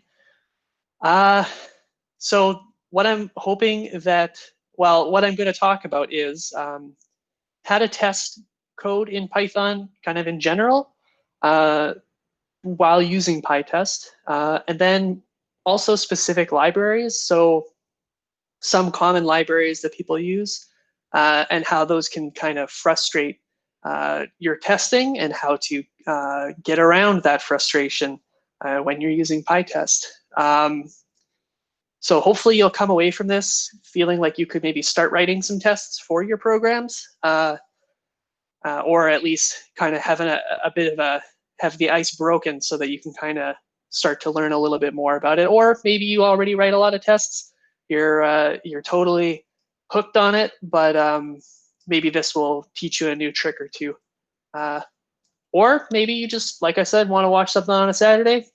It doesn't matter. Happy to have you here. One thing I just wanted to say, if the video quality is not great, if you're having trouble seeing the slides, hopefully they look okay. We did a little bit of a test earlier. But if you can't read the code, slides are available. There's this link down here. That's just my website, broot.ca/pytest.html. So those are public and you can pull them up, and if you want to, you can follow along with them, or you can grab them at a later date, whatever. Totally up to you. There are slide numbers down in the corner, so if you are following along with those at home, you can use those slide numbers to keep track of where you are. Okay, with that, before we jump right into how to use PyTest, I just want to talk about why you would want to automate your tests. So just to quickly clarify what I mean when I'm talking about testing in this talk. So basically, if you are writing a program in Python and you want to check that like a certain function does what you think it does, you want to make sure that a certain feature of your program works the way you think it does, that kind of thing. And you want to do it in a way where it's automated so that you can just run a command or something like that, and it'll run the tests for you. So you aren't, you don't have to kind of run through every use case manually yourself. This talk, I'm just talking mostly about kind of like the unit test style of testing. So that's not using something like Selenium or anything like that, where you're like setting up, you know, in the case of a web application, you're not setting up a database and an application server and all this stuff. This is testing more at like the level of individual functions, which isn't to say that you can't use PyTest for doing bigger tests. You definitely can. But what I'm talking about here is just testing kind of more at the level of individual functions. The reason that I'm talking about that particular style is because I think it is very helpful for most developers to use. It's helpful because it is usually results in a pretty fast and pretty reliable suite of tests. So you can run your tests kind of like every time you make a change to make sure that you didn't break anything. So you have a really fast feedback loop. So yeah, I want to just talk about why, beyond that, why you'd want to automate your tests. Some people are into TDD, test-driven development, where you write tests before you write your actual implementation code. I don't subscribe to that. Maybe I'm just not smart enough, but I find it really hard to do, so I don't do that. What I feel about tests basically is summed up by this quote that's highlighted in red, that something that is untested is broken. I agree with that, but I think that that quote really applies to not code that you're currently writing, because anybody can you can get something working in the moment, but where it really becomes important is after you've written that code and it's been 6 months since you looked at it, and then you come back and you add a new feature or fix a bug or something like that. Basically, things can break over time as you add new features. And so when you have automated tests that test features you've already written, basically it's protection against future you inadvertently breaking things. So it's really an investment in your future productivity. Because I definitely won't argue, it definitely slows you down while you're doing it in the moment, because you're writing more code than you would normally have to. You're writing the actual code to do the thing, and then you're writing the code to test that the thing is done. So it is an investment. There is an upfront cost to it, but I think it's worth it. Having said all that, this definitely doesn't replace all manual testing, because some things are just really hard to test automatically, or it's like the amount of work that it would take to write an automated test is a lot. And tests also don't always work, kind of highlighted by this funny picture here. Like if you have unit tests for your code, but you don't have any integration tests, like your tests pass, but it doesn't actually work the right way, like the user will be unhappy with that. So you definitely have to do some manual testing, I think. But I think that might be a controversial opinion. Anyway, so we've talked about why we want to do this. So let's talk about how. So first things first, what is PyTest? Firstly, it is a package that you install from pip. So you just do pip install PyTest and you've got it. It has basically three things that you'll want to use. It has a command line program, which is the test runner. So you just type PyTest on the command line, and it runs your tests. And it can do things like run just a subset of them, or rerun ones that have failed most recently, stuff like that. It's also a Python library. So you can import that into your test scripts, and then it has some little like functions and helpers and stuff that make your test scripts a little bit more clear, a little simpler, in my opinion. And then lastly, it is a community, and that community uses PyTest a lot, and they write blog posts about PyTest, and they post questions on Stack Overflow about PyTest. So you can usually, if you're running into a problem with PyTest or you don't know how to do something, there's a good chance that someone else has run into the same problem. And so you can typically find that by Googling, which is great. And there's also a lot of plugins written by that community. So one of the ones that we'll talk about is like a plugin that tells you how much of your code you're actually testing, which is very cool. So we'll talk about that in a couple minutes here. Just a quick sidebar.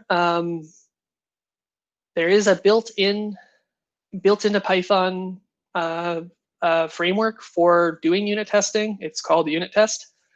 I'm only not talking about this one today because I don't really have experience with it. I've only ever really used PyTest. So I'm not going to sit here and tell you that PyTest is better. PyTest is just what I have experience with. What I will say is that I think PyTest maybe requires writing a little bit less boilerplate than this built-in one does. That's just my opinion.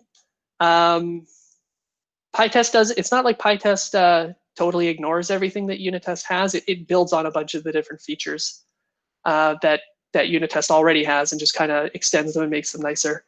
But yeah, having said that, I don't really have a lot of experience with it, so I won't talk about it. If you already use this one and you're happy with it, by all means, I think that's great. But I like PyTest, and so this talk is about convincing you to also like PyTest.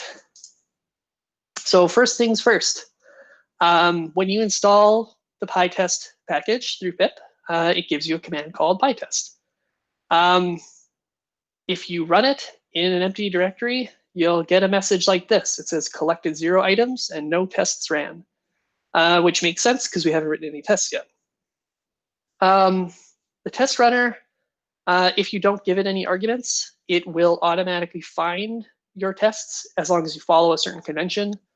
That convention is basically if the directory has the word test in it and your script starts with the word test and your test functions start with the word test, something like that. It's a little bit more complicated, but that's pretty much, that's one easy way to look at it. So that if you follow that convention, that's really good for people who are new to your project. They can just run the PyTest command and it will just run the tests for them. They don't have to like pass a bunch of extra arguments or anything like that. So that's the PyTest test runner, and we'll be playing with that a lot in the next couple minutes here. So let's jump into our first test. So we'll start with this little piece of Python code, which adds 2 numbers together. Now it's, I would say, pretty clear that this code is correct, but let's test it anyway, just so that we have a good example to work from.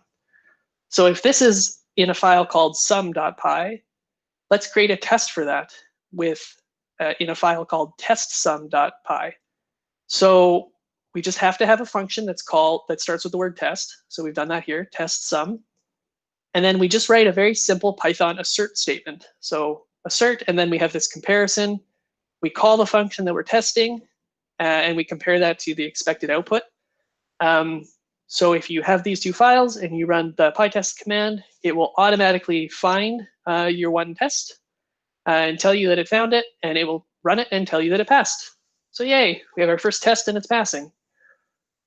Quick little sidebar, if you've written tests in any other language, like Java or something like that, or I believe if you use the built-in unit test framework in Python, you can't really do this. You can't just use a simple Python expression like this. Instead, what you have to do is you have to use specific assert methods.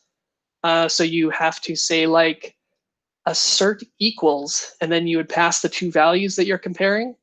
And then it'll say like expected value is not the same as actual value or something like that. So this is very cool. I'll show you the next slide here. PyTest does something very cool with this. Even though you're just giving it a very free-form Python expression, it can do a lot with that when the test fails. So let's look at that. So exact same code that we're testing still does the right thing, but we changed our test to be wrong. So adding 1 and 2 would be equal to 3. Obviously, it's not equal to 2.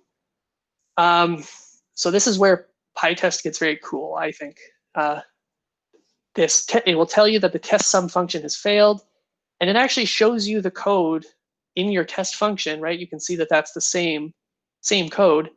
And it will say, assert 3 equals 2, which makes sense. That's the result of sum 1 and 2 that equals 3. So it says 3 equals 2, and obviously that's wrong, and so the assertion fails. But then on the next line, it actually tells you where that 3 came from. It came from sum 1, 2. So it actually like breaks down this expression for you, even though you really didn't give it any information. Like you just gave it a very simple Python comparison expression. So that's a very cool part of PyTest. I think you missed that, or you would miss that if you used another test framework. But I don't have a lot of experience outside of Python, so maybe everything else does that, and I just don't know about it. Yeah, so with that, let's talk about exceptions real quick. So if you want to test that something does raise an exception, this is how you do it. If you don't want something to raise an exception, you don't have to do that yourself. You don't have to check that no exception was raised. PyTest will do that for you. Kind of the assumption is that things shouldn't raise exceptions, and if they do, then it results in a test failure.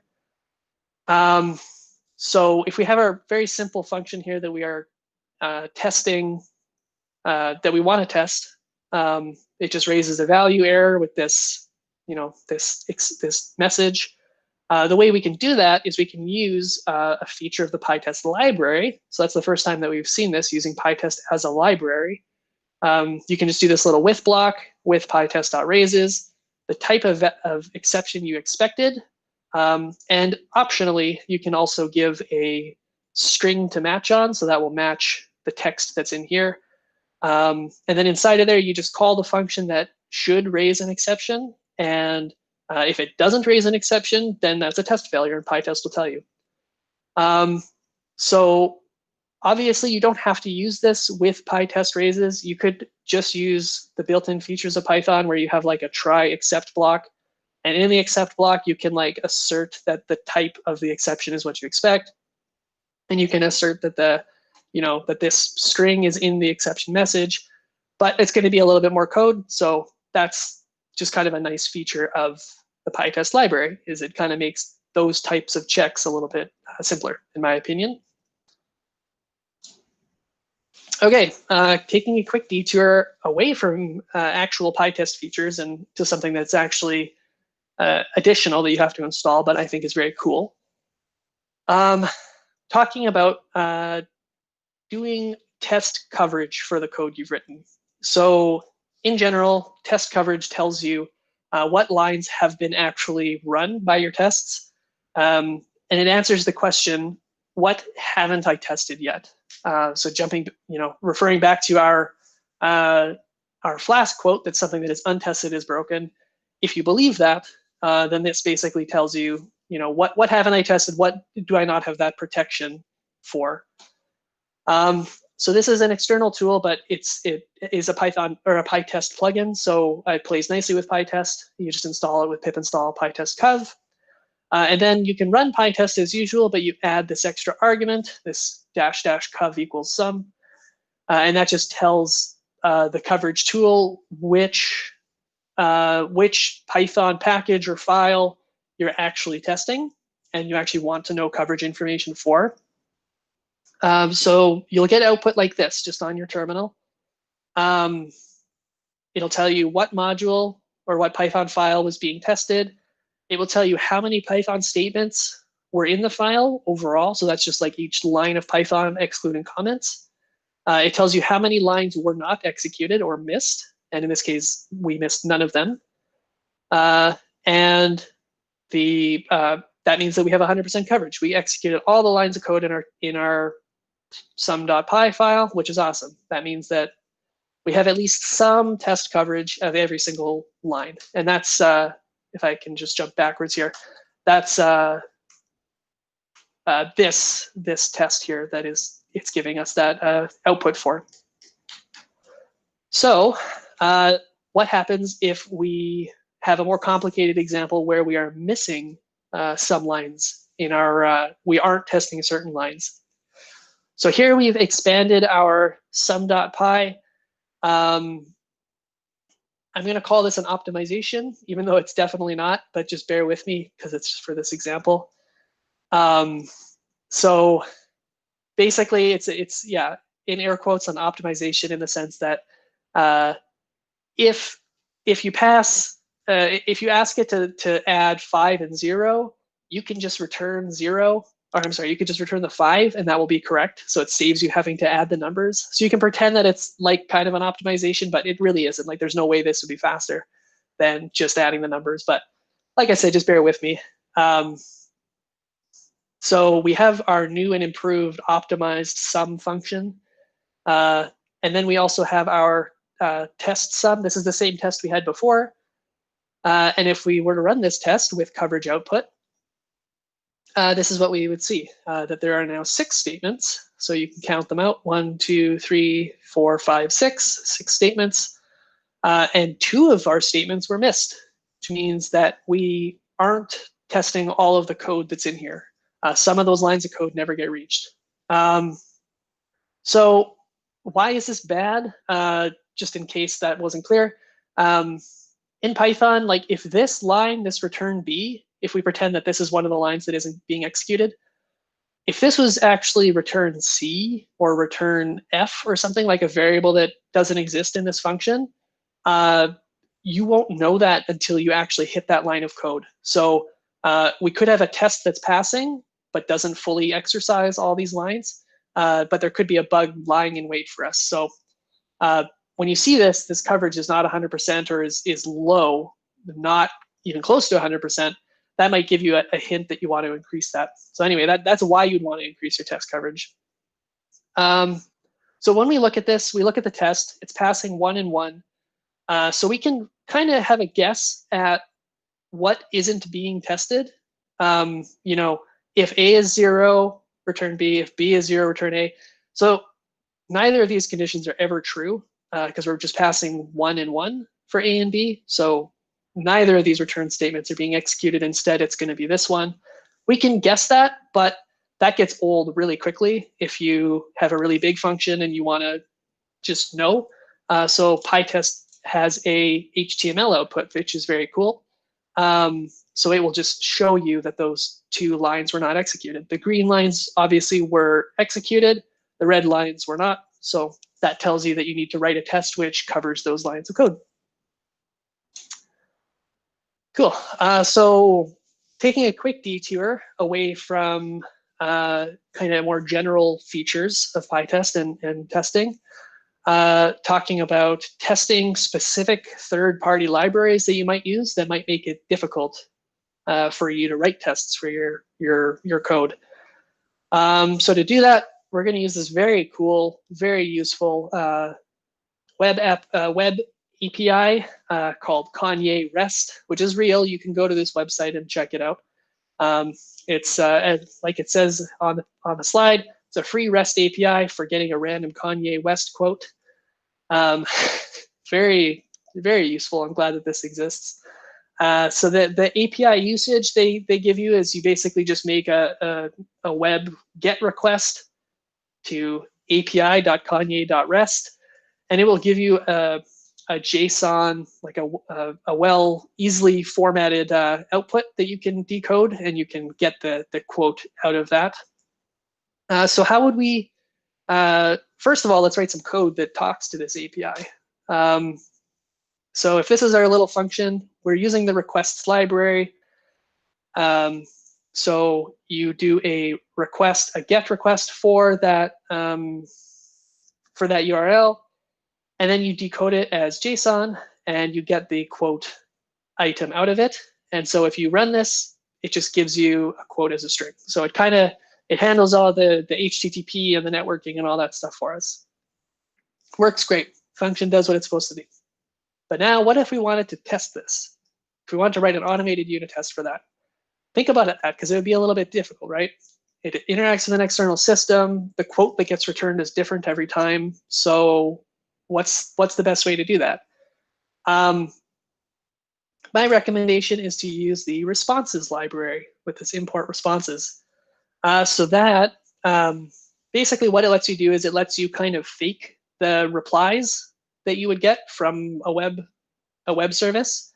So all you do is you do this like with responses.requests mock, because it is mocking, that's the term, mocking the requests library.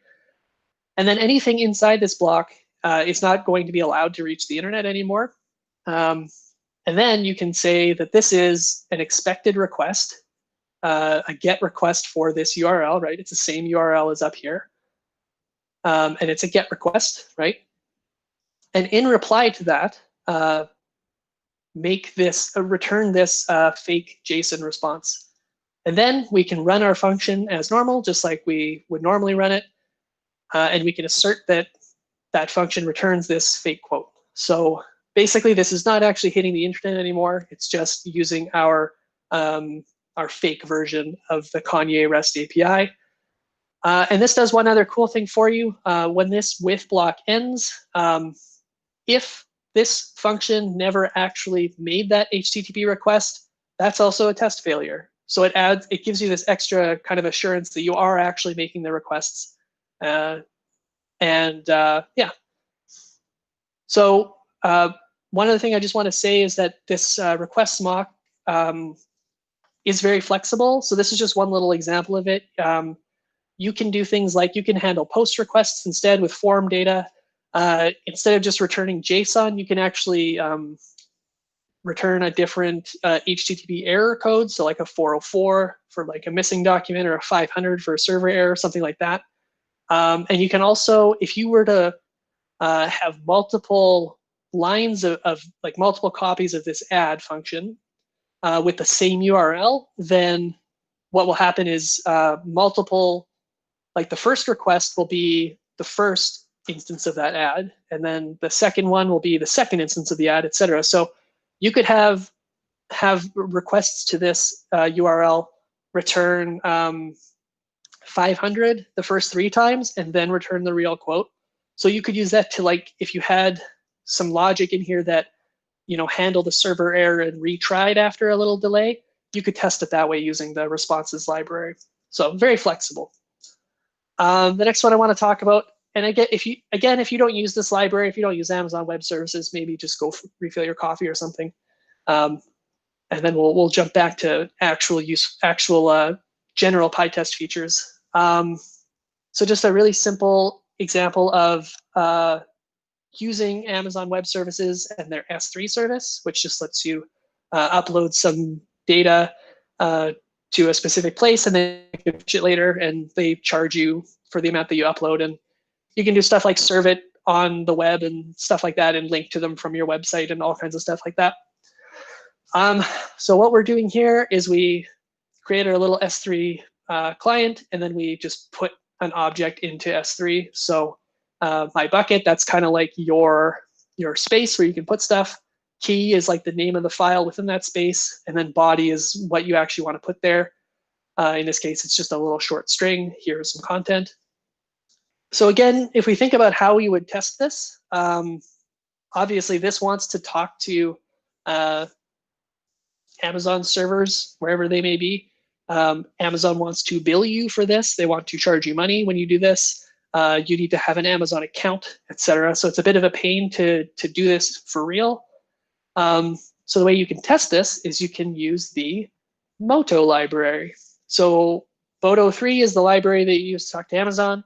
Moto, Mox, Boto, Moto, Boto. Anyway, that's how I remember it.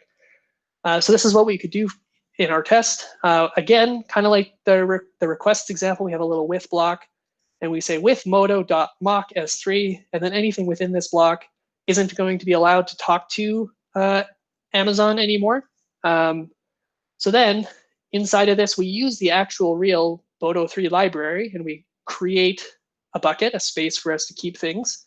And that's not going to create the real bucket with Amazon. That's going to create it just in our kind of fake version of it right here. Then we can call the function that we are testing, right? Upload to S3. This is what we want to test. We can call it there. And then again, we can use our real Boto library to get that object, right? This one puts the object into S3. We can get the object back out by the same bucket and key name. And we can check that the content is the same. Here's some content, here's some content. So that's a way that you can like fake your requests to Amazon without actually having to pay Amazon any money, and also having it be very fast and not dependent on whether you have Wi-Fi or whatever. So yeah, those are 2 examples using requests and responses, and using Boto and Moto. So with that, let's jump back to general PyTest features. specifically fixtures. I'm going to have a little sip of my tea here. Okay, so fixtures. Fixtures in PyTest are a little bit weird, so please stick with me, but they're very, very powerful. So they enable you to not repeat yourself very much in your tests, which is very nice. Because I find if you have to repeat a lot of code in your tests, or if you have to write a lot of setup code and stuff like that, and you're doing that in every single test, the purpose of all the individual tests become less clear. So it's good to be able to not have to repeat yourself too much. And fixtures allow you to do that. So conceptually, like in other test frameworks, fixtures basically provide shared setup and teardown of data for your tests. So if you have a test that wants to operate on a user and check some property of the user or whatever, you would do that with a fixture. If you have more than one test that wants to do that, I should say, then a fixture is a good way to do that, because then you have, you create your user in just one place, and then all your tests operate, they make use of that fixture, and then they don't have to repeat that same code. So here's an example of doing that without PyTest. So you just have a user function that returns, a user object. And then in your test function, you create that user, and then you do some assertions on it. So that's without PyTest. Now stick with me. This is where PyTest gets a little freaky, but it is totally worth it, I promise. So how PyTest is different from that, firstly, you use this little guy, this little decorator on your function that says that this is a fixture, right? It's the exact same code. It's just user return, blah, blah, blah. Exact same thing. You just put this little decorator on top. But then this is where it gets weird. Your test function no longer calls this user function directly. Instead, you have a user argument in your function, in your test function. And what PyTest will do is it will, when it sees that, it will go in, it will look for a fixture with the same name. And what it will do is it will run that, and whatever it returns will get passed into your function, and then your function can use that. Now, this particular example, are fixtures really helping us? Are they really making our test code much more clear? I don't think so. I think this is kind of a silly example. I would probably still do it this way, just because if you use PyTest fixtures elsewhere, you might as well do it this way. If you had 3 or 4 different things that you wanted this function to use, it would save you, a separate line for every single one of those. Like you wouldn't have to call, user 1 in here and user 2 in here. You could just put them all as arguments. So it kind of saves you some code, but it's a lot of magic. It's a lot of, like, Python doesn't normally work this way, right? You don't normally put an argument name in here and it's not automatically looked up elsewhere. That's not normally how Python works. That's just a PyTest thing. So in this instance, it's kind of silly, but I'll show you in a second. When you want to have some setup and teardown code, then it gets really, really useful. So let's look at that. So let's take our test code here. This is an example of using that setup and teardown. So the first thing I want to draw your eye to is, again, we're using a fixture here, but we are no longer using return, we're using yield, which is another thing in Python. But in PyTest, when you have a yield in a fixture, what that basically tells PyTest is that this function isn't to be run all at the same time. It's to stop right here. Basically, everything up to the yield is setup code, and then the value that's yielded here, that is what goes into your fixture. That's what is passed into the test function. And then it stops there. And then your test function runs, and when your test function finishes, then this yield returns, and all this is teardown code. So you could, if you're using other test frameworks, you can implement this with separate, like you can have a setup method and a teardown method. That's pretty common. I think this is really nice. This is a nice way of doing it, where you have this yield, and then you don't have to have 2 separate functions that have, they have to share some information and stuff like that. It's all in one function. It's very clear. It's very little code that you have to write. So yeah, if we look at that in our test output here, just to kind of show you what I mean. So we can see that there's this captured standard out setup, time to set up, time to tear down. So PyTest actually tells you the output of those two stages, so to speak, the setup and tear down stages. And then also just to highlight that this, whatever is yielded is what's passed to your function. You can see this test fails because we're comparing this to this. One is uppercase and one is lowercase. So, right, so my fixture executes here, this is yielded, that comes back in here, and then my fixture equals blah, blah, blah. So it's comparing uppercase to lowercase. Hopefully that's clear enough. So it's a little bit weird, but as soon as you start having setup and tear down code, PyTest fixtures are awesome. Okay, so now let's look at kind of a more practical example where it's not just print statements and comparing strings.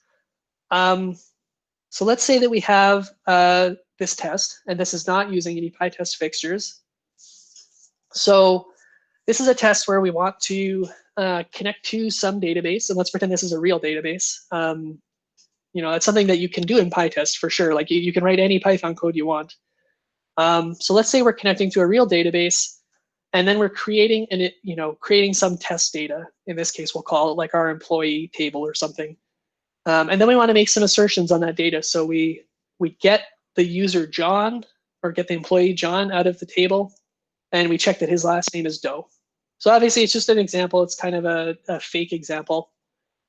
And then once we finish with that assertion, we want to delete that employee table. So let's pretend that we had more than one of these tests, and we want every single test to get its own like fresh data so that the tests are not interfering with each other. So you could just have a bunch of these tests that all have this same code duplicated, like making the connection, creating a table, deleting the table. You could do that, but there's a drawback. Obviously, you're repeating yourself, which is annoying. But the other thing is that if this assert statement fails, the code after it is not executed. So that basically, if this ever stops being true, then the employee table is not deleted anymore, which means that these tests can maybe start to interfere with each other. If you have two different tests and one expects that the employee table doesn't exist, then you're going to run into problems. So we can solve that with a PyTest fixture, just following kind of the same example we had before. A lot of this code is the same. You know, we create our database connection, same URL, create the employee table, yield the connection. So now at this point, the fixture stops executing here. And then our test function runs. And you can see it's making use, oh, I jumped ahead there. You can see it's making use of this database fixture. So PyTest knows that to run this test function, it has to go up to this database fixture, run these two lines, and then it stops here at the yield. And then so that yielded value, which is our database connection, is what gets injected into our test function. And then with that connection, we can do the exact same assertion, right? We're doing this con.getEmployee, just the variable names have changed. So you're getting the employee and checking that the last name is Doe. It's the same thing. And then once this test function finishes, the fixture, well, PyTest knows that this fixture has some teardown code, and so it resumes the fixture's code right here, and the employee table is deleted.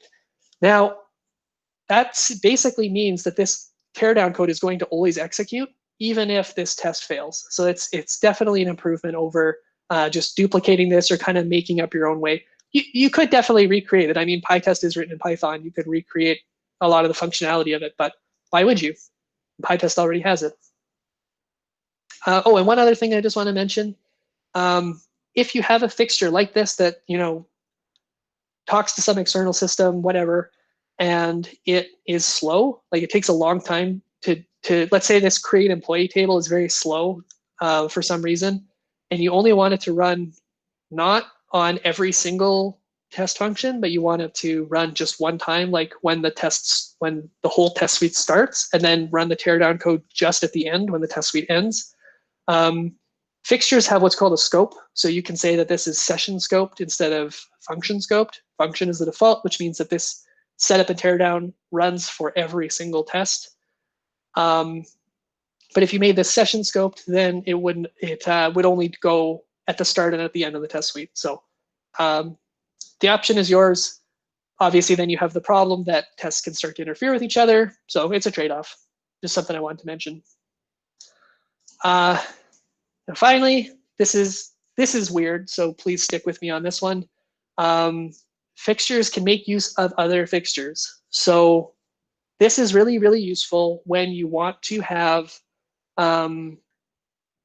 like a certain amount of setup done that one test requires, and then another test requires that same setup, but maybe like some additional setup on top of that.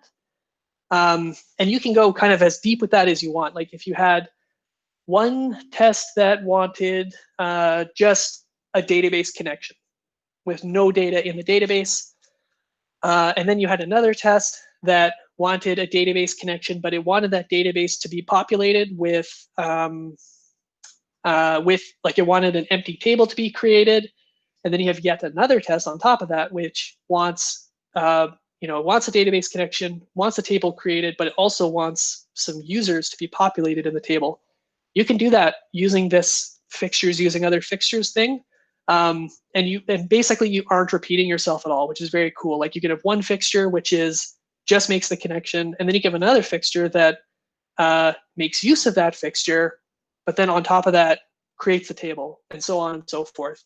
So it's very good for not having to repeat yourself in tests too much. So this example, I'll just walk through this here. So what would happen if this was run? Well, I'll just quickly describe what this test is first of all. So it's the same test we had before. We're getting a customer out of the database. Oh, this is a typo. So it says get customer, but let's pretend that it's an employee because we're doing stuff with the employee table here. So we're getting our employee John, and we're checking that his last name is Doe, but they're uppercase. So totally artificial test, but just pretend that this is something we wanted to do. So that's our test. We want to do the same test we did before, getting an employee and checking his last name, but this time we want to make sure that his names are uppercased. So PyTest goes to run this test function and sees, oh, that needs a fixture database upcase. So what it does is it goes and looks for that fixture. If you'll bear with my amazing animations here. So what PyTest does is it goes and it finds that fixture by that name. And it says, okay, I'm going to run that fixture. But it says, oh, that fixture requires itself a different fixture. So then PyTest goes and finds that fixture. And this is the last one. It doesn't require any other fixtures of its own. So PyTest can start executing that code. So it makes the database connection, creates the employee table, and yields that connection. So then that connection gets injected into this fixture as database. It's called database here. It's yielded as connection here, but it's called database here. And then using that database connection, we do this additional setup step where we convert all the names of the employees in the database to uppercase for some reason. Again, it's just an example, but and then we return database. We could put yield here, but we have no teardown steps to do, so we can just use return. We don't have to use yield, but they work the same way. And then we return that, and then finally, PyTest can start executing our actual test method, test function. So it gets injected this database upcase, right? It's the return of this, and then so you can make this assertion and have it work. So that's kind of how it works. It's kind of like a reverse order. It finds kind of the order that the fixtures have to be executed in and then does them in reverse order. So it takes a little bit to wrap your head around, but basically it really lets you not have to repeat yourself too much in setup code for your tests, which is very cool. Okay, enough of that mind bending. So there's 3 really useful fixtures in PyTest that I want to talk about. The first one is Mocker. This one lets you replace individual Python objects and methods and variables with ones for just a single test. So that's really useful if you have an external system that you don't have a library to mock. I'll talk about that in a second. And then the other 2 come with PyTest, so you don't have to install them. One is for capturing the output of print calls, so you can test like scripts that way. And then the last one is tempter, which creates a temporary directory for you that just lives for the life of the test. So when we were talking just on the last slide about fixtures using other fixtures, you can use these 3 fixtures in your fixtures. So you can have, if you had a database setup fixture, let's say, but it wanted to make a file on disk somewhere, you could make use of the tempter fixture in your fixture, and then your fixture would have access to a temporary directory that only lives for the life of the test. So yeah, it definitely is useful. But first, I'm going to talk a little bit about this. Before I go further, I'll talk about this mocker one because it's useful, but kind of crazy. So this thing in general, I think, is called monkey patching. You might also hear it called mocking or faking or whatever. I guess monkey patching is actually going in and changing code like while it's executing, whereas faking and mocking is just creating a fake version of something. So you create a fake version of something, and that's the mock, and then you take the mock and you stick it into live running code. That's monkey patching. So the way we do that is with the mocker fixture. So again, you just put that in the arguments of your test function. Now, so this is the same code that we looked at before for talking to our Kanye REST API.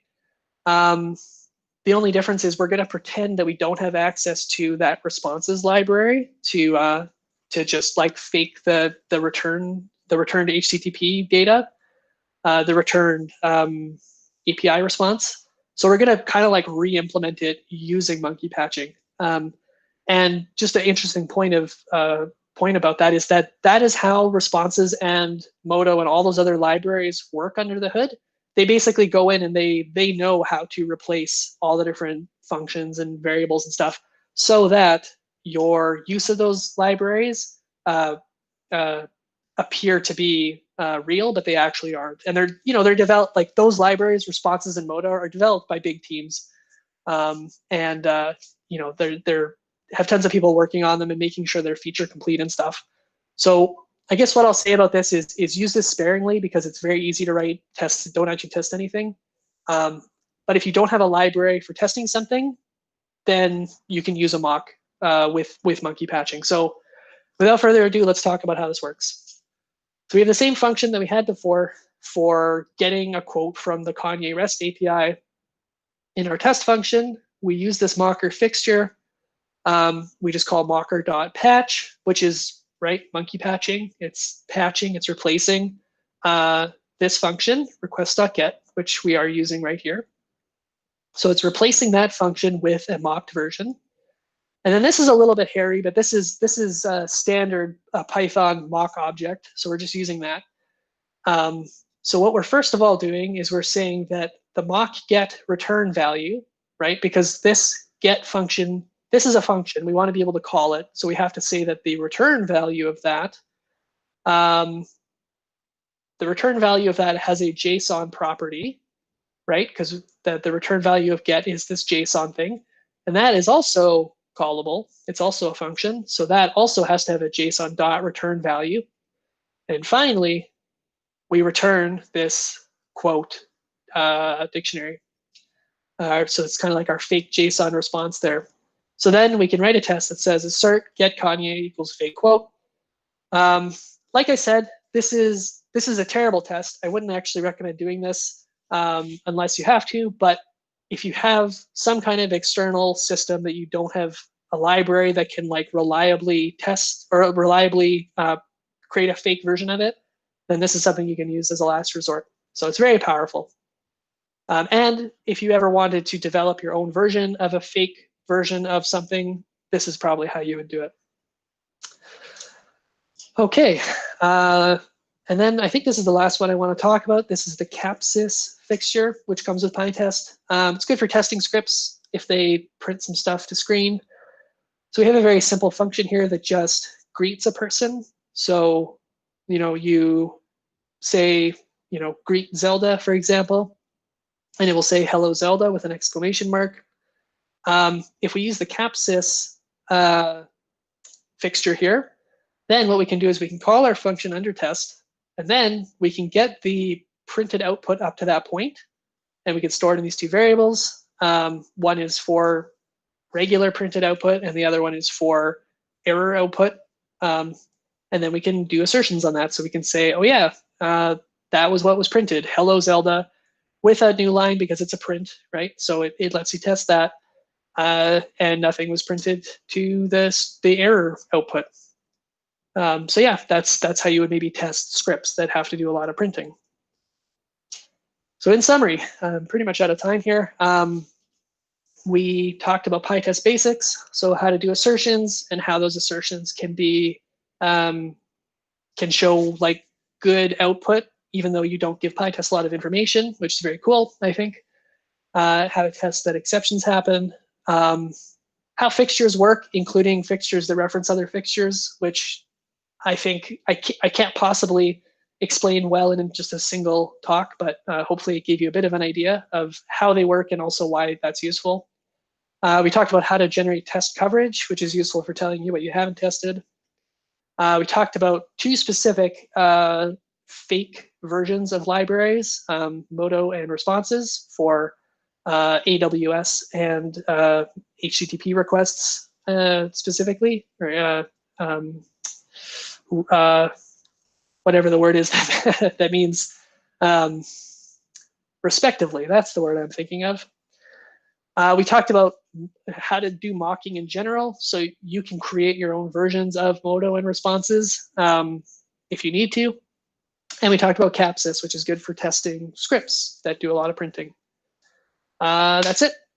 Thanks for listening, and I will open it up to questions. I think we have maybe 2 or 3 minutes. Well, first, some applause for you, Alex Weber. That was substantial.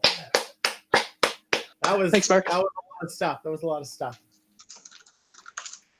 So let's see what they're doing on IRC here, and we haven't had our next speaker hasn't showed up yet, so we can even go. We can just keep going here. Sweet. Hey, we got some clap in the IRC. That's great. Cyber clapping. Nice. Oh, my IRC closed, so you're gonna have to. If there's any questions in there, you'll have to read them for me. I'm mostly just trying to look and see if anyone's going to put anything in now post presentation, because it's a bit of a scroll up for me to figure out what was related to the presentation.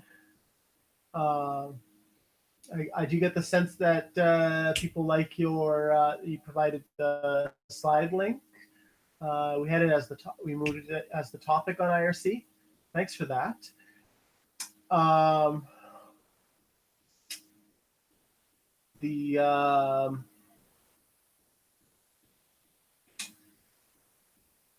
just trying to see if there's. I don't want to just read the whole chat here. I just log back here. I want to make sure something makes sense to me, what's being asked, and that I can pose it back, right? So there's a few things here. Definitely, if people like that you had this Kanye.rest API enough to link it. I love that. I think that's so that's so funny. Oh, and it outputs quotes. I see. Okay. So yeah, people appreciated that.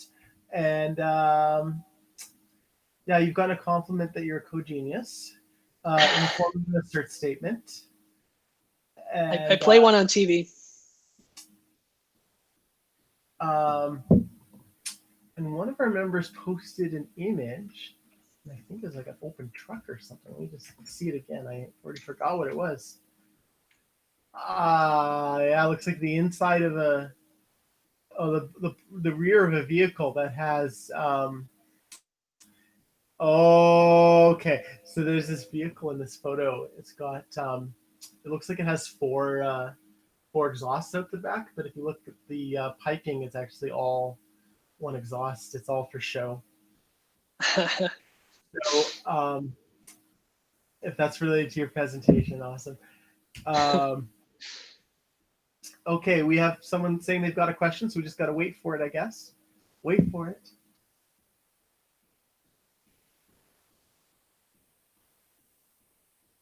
Okay, you're being asked, are fixtures a way to manage dependency injection as well? Yeah. I can't remember if I mentioned that or not, but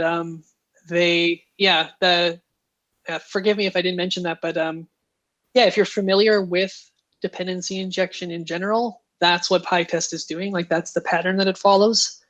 So yeah, that's basically what it's doing. If you know what dependency injection is doing or is, then that's what PyTest does, and you don't really have to. It's not that confusing anymore as long as you realize that. But yeah, I mean, dependency injection doesn't really happen much in Python. I don't think people use that very much. So, but yeah, if you know what that is, awesome. But to answer the question specifically, are they a way to manage dependency injection? I don't know if this is what you're asking, but like, is that how I would do dependency injection in Python by using PyTest tooling? I would say no. But that's just kind of that's my general feeling on it. I have a coworker who is of the opinion that test code should not ship in a final application at all, which I think is a strong opinion, but probably not a bad one. So yeah, I don't know if that answers your question, but. All right, last call, free note. It's our other speaker hasn't arrived yet, but we're only a few minutes away before I have to go into chasing mode.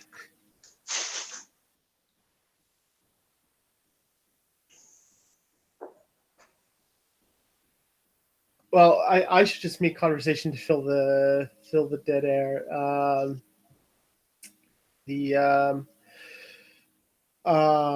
Alex, have you been doing any testing in other programming languages? And are there any shout outs you'd like to make? Oh, no. Well, so prior to using Python, I've only been doing Python professionally for maybe 2.5 years. Prior to that, I worked in a proprietary language, which is terrible, and we had to invent our own kind of test framework for it. So I wouldn't make a shout out to that, but I would just say that never again. Yeah. People who use real languages that other people use, you've got it really good. Let me just say that. Yeah, well, domain-specific languages are supposed to be domain-specific, so they're not, unless their domain is testing, they're not going to be good for testing. Yeah, that's right. One commenter says, that maybe it's time to invent a language called Terrible. That's not such a bad name in the realm of what they call Turing tar pit languages. Things that are technically you can look at it and say, hey, anything that's computable is computable with this. It's Turing complete, but doesn't mean you'd want to use it. Right. All right. So shout out to the test framework in the language that is abbreviated BF. I don't want to curse on screen. To say the real name. I was reading about white space yesterday, which is, if you're familiar with that one, Mark. Oh my God. Yeah. Is at least it's the multiple white space characters, like what is it, like space tab new line? It's not like, I guess, yeah, you can't do it with just space. You need at least two characters. Something like that. Yeah. Well, I guess that's what the mode in Emacs that does highlighting for tabs is for. White space mode. White space mode.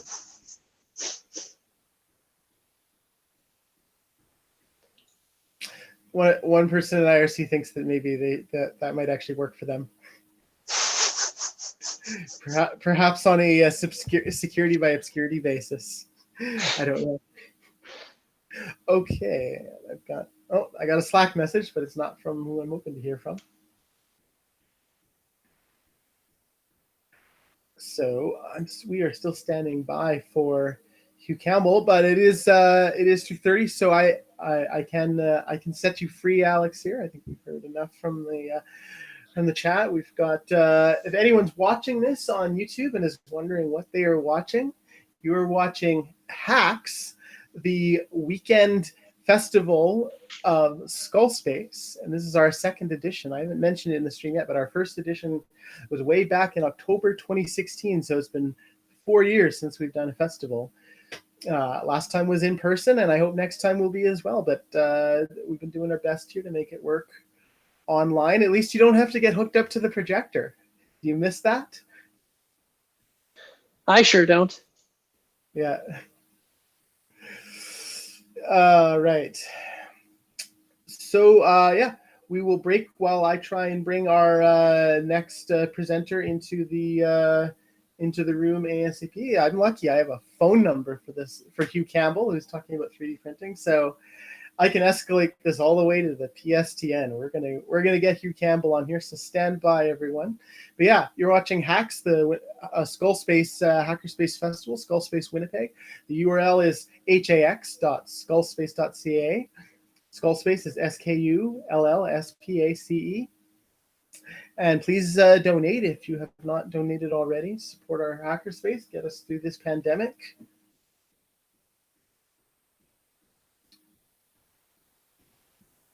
All right. We'll be back when we have Hugh Campbell. Stand by.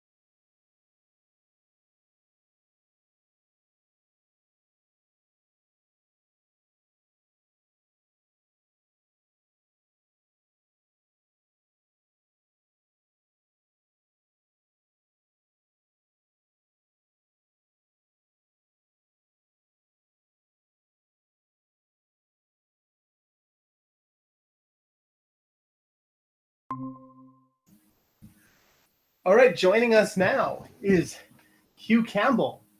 Yes. Hello. My apologies. I am a moron, essentially, and have completely forgotten what time I was supposed to start at. 5 minutes ain't so bad. Could have been better. Let me tell you how long you have. Let's see. Let's see if I we... believe I have roughly an hour. So, That's right, yeah. So go for it, Hugh. all right, let's get that screen going. Yes, let's allow that. If I'm correct, you should be able to see the 3D print little presentation I've got going here. All right. Yeah. So, Mark, if I can just ask a question, who do we have available, or who's seeing us? Okay. Anybody? Just yourself and this Hacks broadcast, I'm guessing? Hold on a moment. Take your time. So that's just the Google Meet, and if anyone's listening on the YouTube or the direct stream, people can come on the Google Meet. Though I prefer that people do it before the session. Though if your name I recognize, someone who's been a pillar of the community, I'll probably just let you in. Right. But yes, we are on YouTube, and I have a YouTube viewer count. So let me dig that up. We've been holding 6 to 9 all day. Let me just see where it's at right now. Hey, YouTube not tells bad. me we have 7 concurrent viewers. Delightful. Campbell, you have an audience, and this is also archived.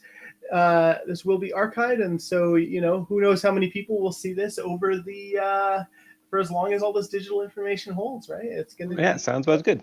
preserved forever. Tell us about 3D printing. Delightful. Well, ladies and gentlemen, my name is Hugh Campbell.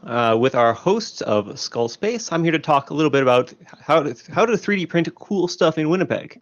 All right, let's get started.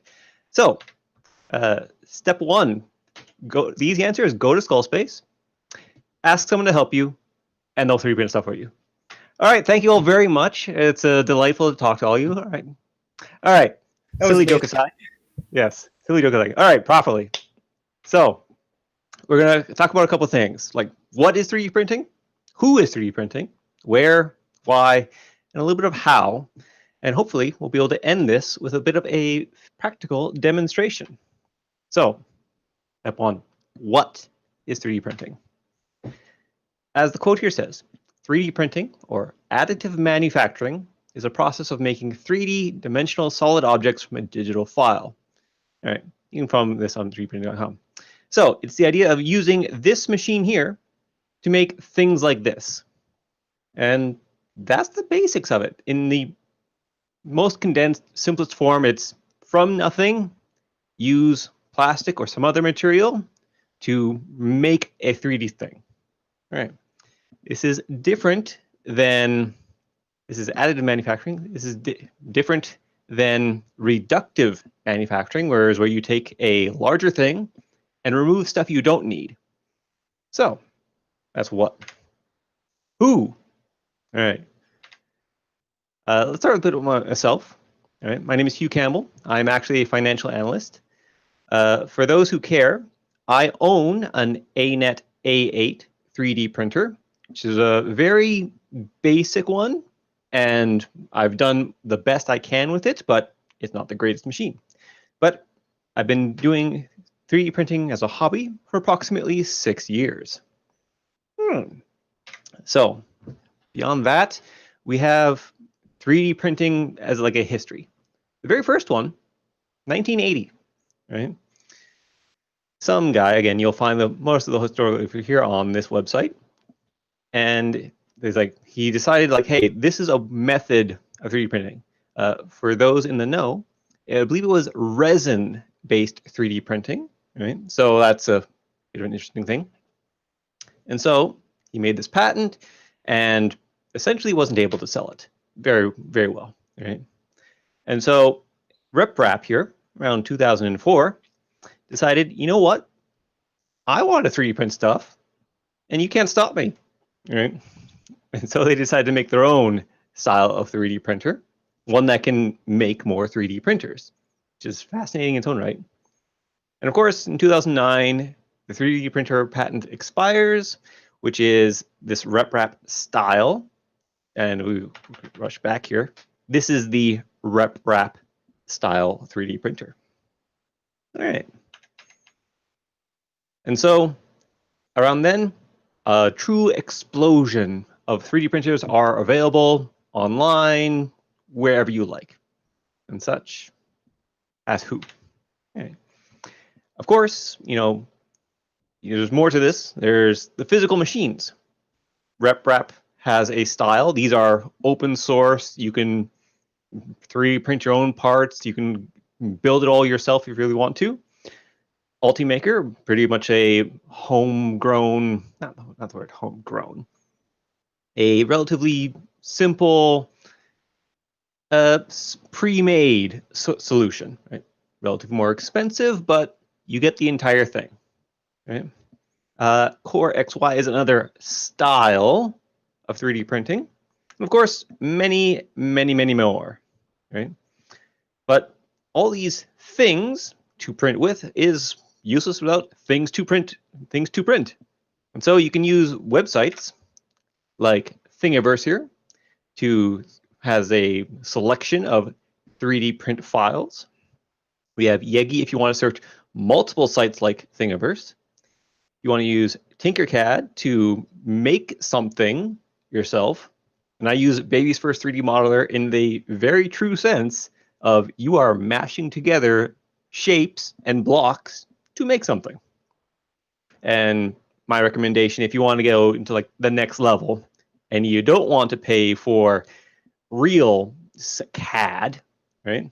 There's Design Spark. And this links to a YouTube video about someone who's much smarter than I am and explains that. And of course, there's many, many more. So where?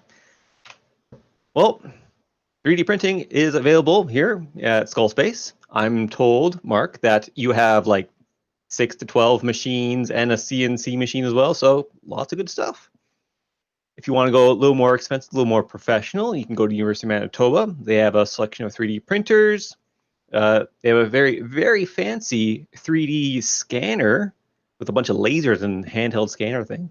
That's cool. There's also stuff on Kijiji. You can just Kijiji 3D printing. There's a bunch of people with at-home 3D printers like myself who will print something for you.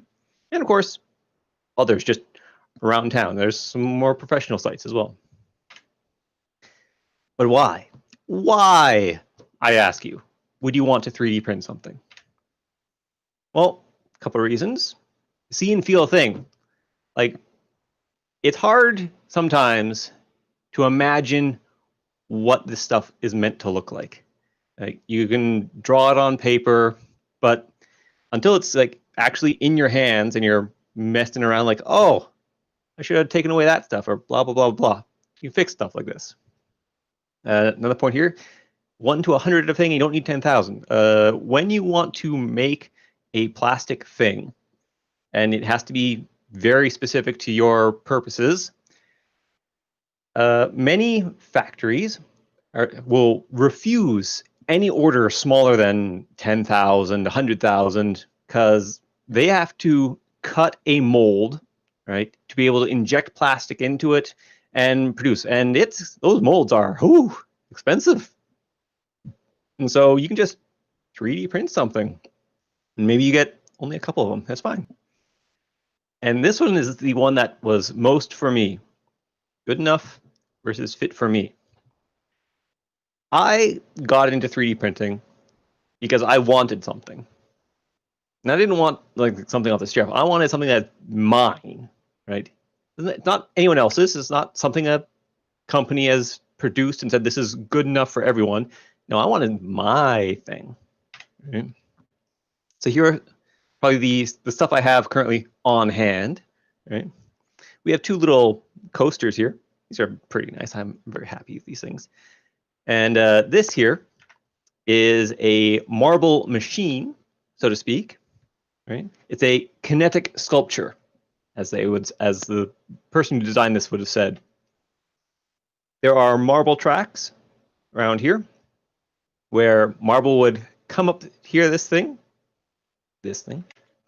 right down here, and there's 4 separate tracks, go down to the bottom and be brought up again. Right? Of course, we have our coasters. We have a delightful caffeine molecule for all you coffee and tea drinkers out there. Oh, I am drinking tea right now, by the way. And of course, we have I don't know, I feel like this is like a tree kind of thing. Whatever, I found it was very pretty, so I wanted it. Thus I made it. It's great. So that's why you would do something. Now, how? Well, there is much to do with 3D printing. Right? We have styles, we have materials, and these things mostly go to Wikipedia pages about this material. But for the most part, I can give you a recommendation. When you want to make something to be pretty, to just look nice, and it doesn't have to have many structural properties, I would recommend PLA, polylactic acid.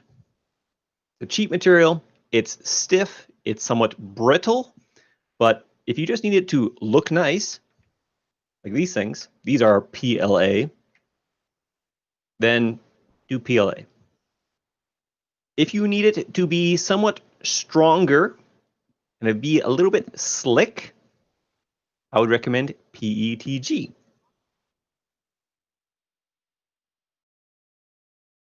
PETG is a material that is like PLA for ease of printing with, but it has a lot more structural integrity.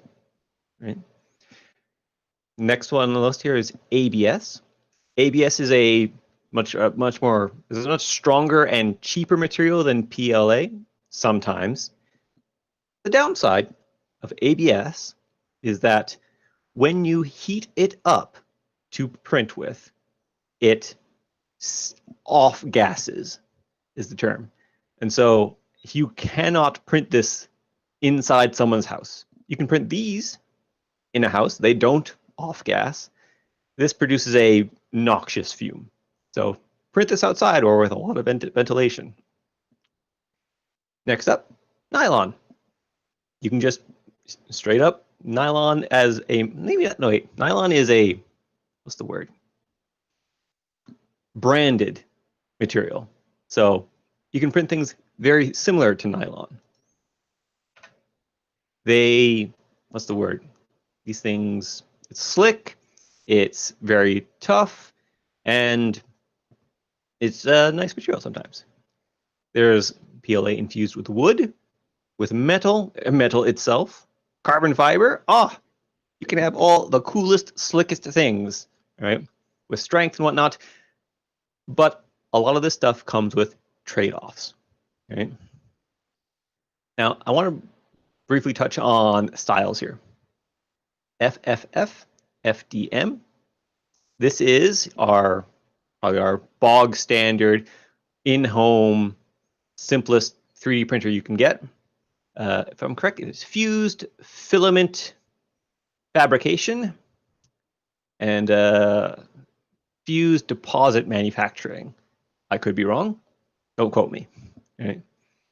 We have resin here, which is actually, this one's fascinating, actually. This is probably one of the originals.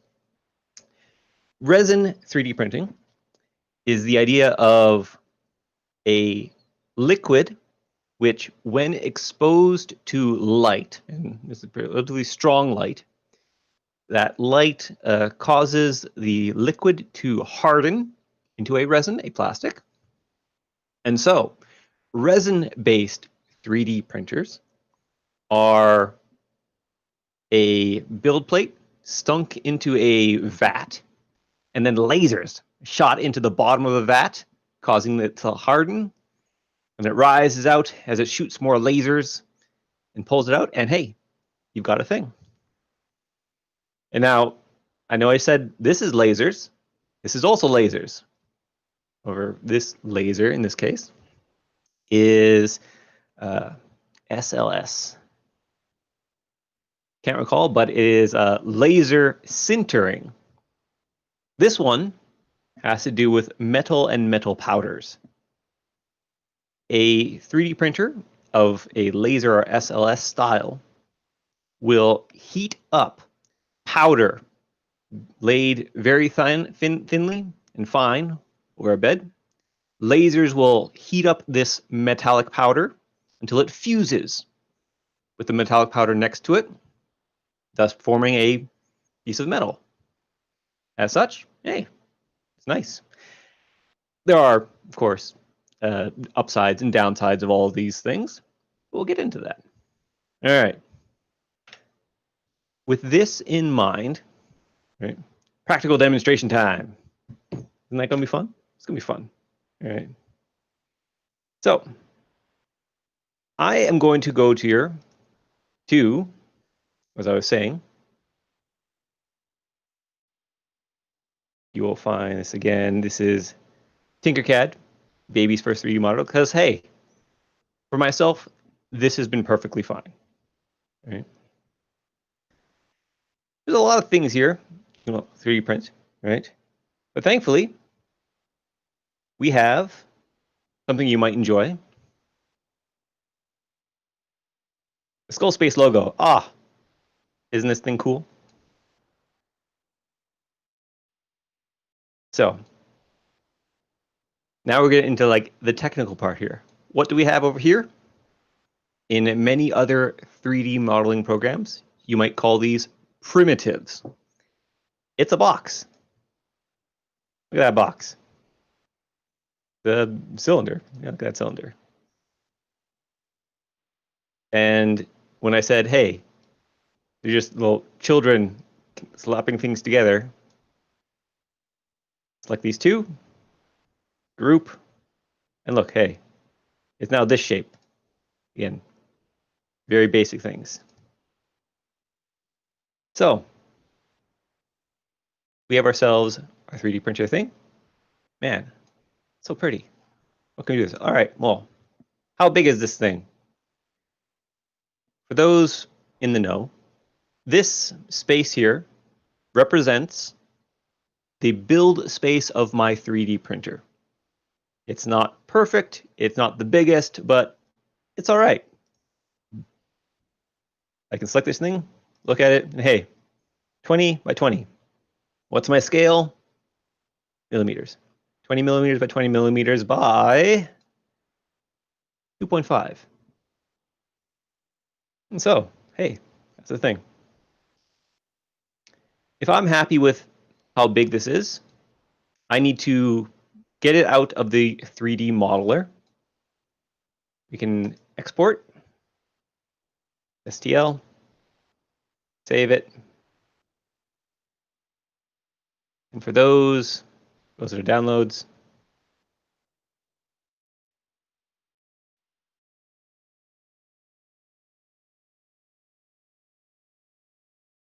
What this program I'm opening right now is known as a slicer. Maybe ask yourself, what is a slicer? Why is it called a slicer? Again, as you can see about this box here, this is my 3D printer build space. So what is a slicer, and why does it say slice? How big is this thing again? All right, we said it was 20 by 2 centimeters by 2 centimeters. Doesn't seem right. Whatever. Let's deal with that. I want this thing to be 20. 20, 2.5. Perfect. All right. Going back a moment here to our 3D printer picture. This thing here, being our 3D printer, we have all these parts here. We have a build space, and it goes up and down and all this fun stuff. So when we slice it, we are generating the instructions for our 3D printer to follow. Okay. So let's slice. For large things, this might take a really long time. But for small stuff and relatively simple things like that, not so big. So, review. Whew. Look at all this stuff here. You can go up, down.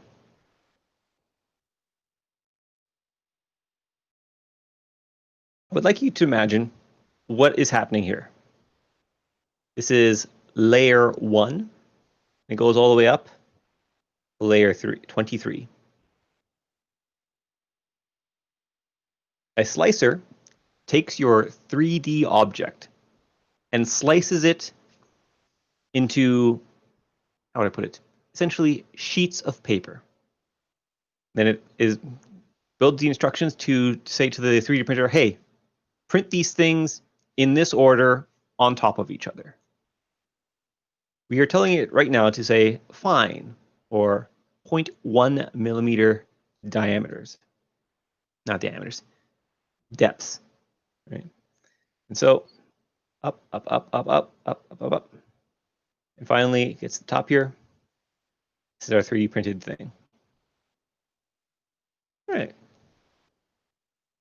So if we're happy with how big this thing is and what it will look like, I can imagine once it hits its layer, it's going to print like this in this order. As such, we'll eventually have a thing. All right. That in mind, I need to stand up and connect my phone here.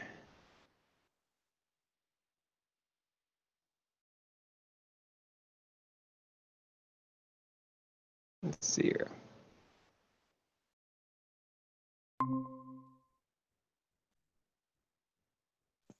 All right.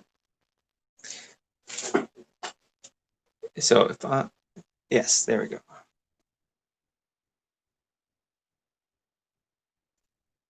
Mark, if I am correct, yes, my phone has connected. Hi. Yeah, and you may want to make sure your mic is muted on the, I guess, the PC side. I can mute it. I have the power. There we go. Okay, so we're hearing you through your phone. I do believe that is correct. Yes. I hear you. I see you. Delightful. Well, with that in mind. All right. Vertical phones. That's life. So I am going to stop sharing from my PC here.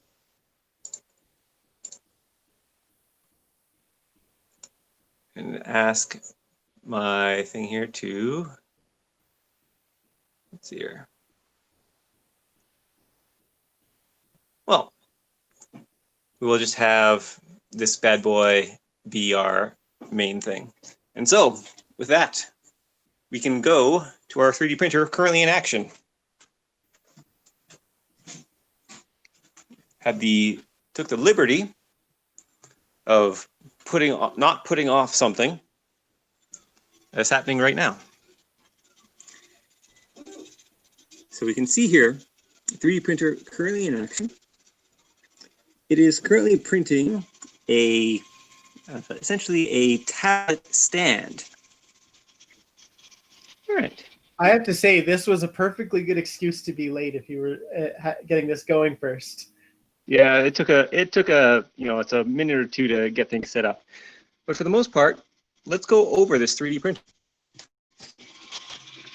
Oh, for those who care, my house is very cold. Right? To make my 3D printer more energy efficient, I have it inside of this case here.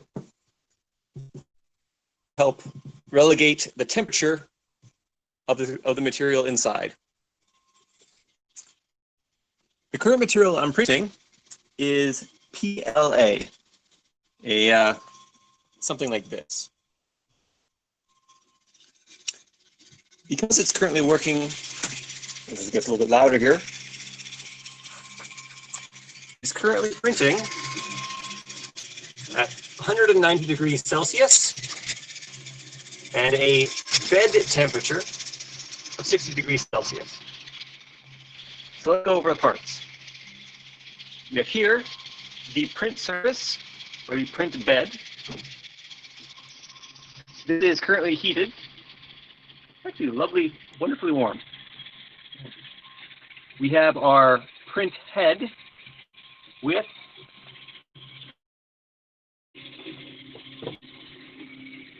the print nozzle that they're actually extruding. It would be known as the extruder. We have our Z-axis motor to make it go up and down.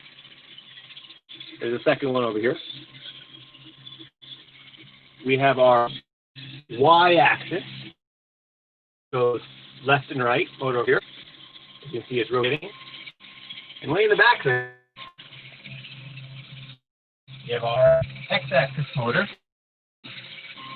which moves this print bed forward and back. Left, right, forward and back, up and down. So, it's going. The fun part about this 3D print, I am printing on a very, as I would say, fine or high quality thing of 0.1 millimeter per layer. You can have very coarse at 0.6, 0.2, and if your machine can handle it, even thinner and finer. A part that I've never actually kept on here.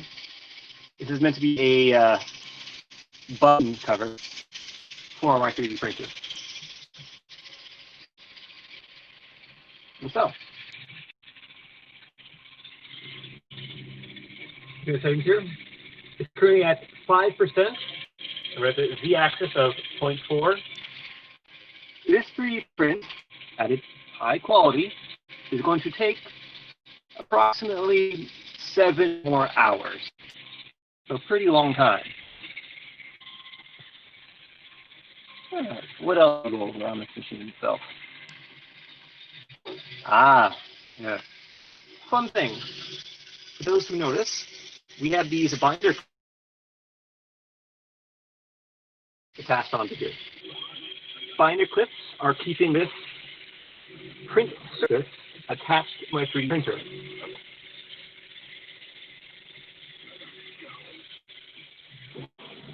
What you want most of all when you are 3D printing is a flat, even surface.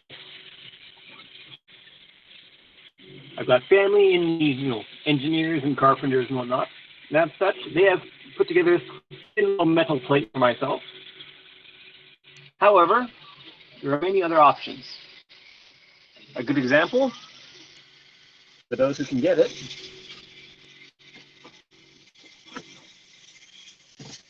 glass. Glass is essentially perfectly flat, very, very deep. However, it does come with some downsides.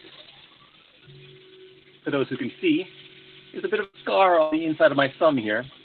And so maybe don't work with the glass as a print bed too often. There's some downside to it. Well, with that, we have our 3D.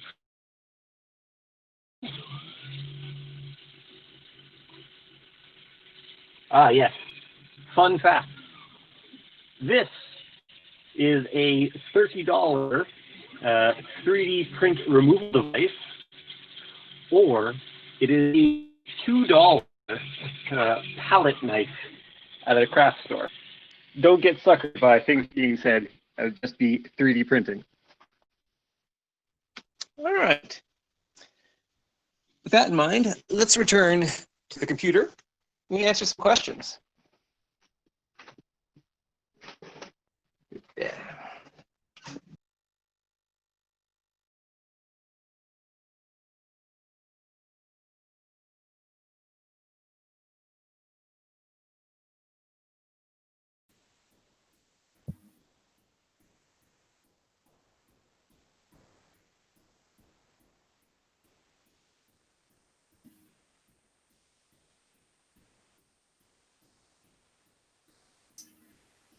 Hugh, if you've made it back to your PC, you're going to have to unmute.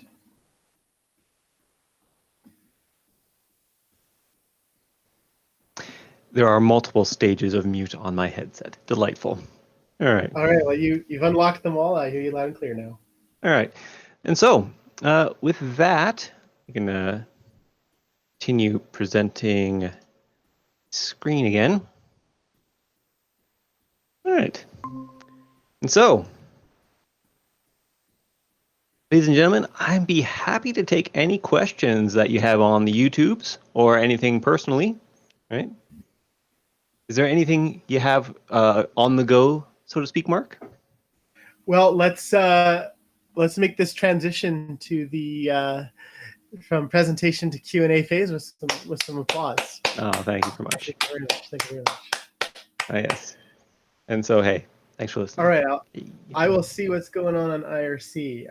Well, I guess, yeah, privilege being on the Google Meet is I get to do my own thing first. Mm-hmm. Now, please, I apologize if you actually did mention this and I was just not paying attention at the right moment. When you're talking about 3D printing resources in Winnipeg, did you cover the Winnipeg Public Library? I did not. I was unaware that they had a service. I knew about the University of Manitoba, but what can I say? Winnipeg Public Library does have, for all Winnipeg Public Library card holders, they have their own little maker space, Idea Mill at Millennium, and they have a 3D printer. And even right now during the pandemic, I don't think they're just letting people mill about, so to speak, in the Idea Mill, but they do have a 3D print pickup service. Hey, very fancy. Very, very fancy. So, yeah, there's to the WPL for getting in the game. Mm-hmm. That does actually bring up a point about costs of 3D printing, and but hey, Mark, are there any questions? So yeah, I'm just looking through the rest of the chat here. Seeing just praise so far. There was a comment about the capability of one of Skullspace printers being 0.05 millimeters per layer. That's pretty good. That's better than double, so to speak, of my printer of 0.1. Of course, you have to break that down by math and magnet capabilities of your Z-axis motors, but hey, not here to judge. There was some two pieces of software, competing software were thrown out. One user in the free and open source realm mentions FreeCAD is pretty good once you're over the hump. And someone else endorsed Fusion 360, three-year free licenses for personal use. Oh, fun fact about the Fusion CAD there. I do want to point out that in this YouTube video, that the person who says, oh yeah, I was using Fusion CAD for the longest time, and then he went over to this Design Spark. And so, there's a bit of shade thrown there, but hey, I'd recommend this if you're really into it. I would recommend this if you're just getting started, though. All right. So, yeah, we can give the chat. Oh, here we go. We got something in the chat here. I would love to have questions. What would you recommend for a relatively inexpensive and small 3D printer for somebody new? Fun fact. So, when you're going for a 3D printer, there are multiple scales of 3D printer. They can be as inexpensive as roughly $200 rep style thing here, and you'll get a decent 3D printer. You have to build it yourself, but it's a kit. You put it together. If you're looking at an Ultimaker, you'll get something of very, very similar capabilities as the $200 machine. But again, that's like $2,000. They scale up pretty quick for those brand names, right? And for a, how to put it, mid-tier, something that can be very good, I would recommend a Core XY style, right? So I wanted to bring up websites here. AliExpress. I was, oh my goodness, if you're going to get this thing, you can buy locally, You can buy wherever, but hey, AliExpress. Lots of this stuff is going to come from China. Go to China. So the one I own. Okay, apparently never mind. Or I do not have it, and it has completely forgotten me. Anyway, 3D printer AliExpress. Oh, I do want to point out. Right, images is fine for now. So this thing here, these styles are the rep wrap styles. Yes, specifically this one here. This is the one I own. This is the ANET A8. It is passable. It's a upper limit budget 3D printer. I would say you can do very well with something like this, but it's not great. And there is the trade-off of speed versus quality.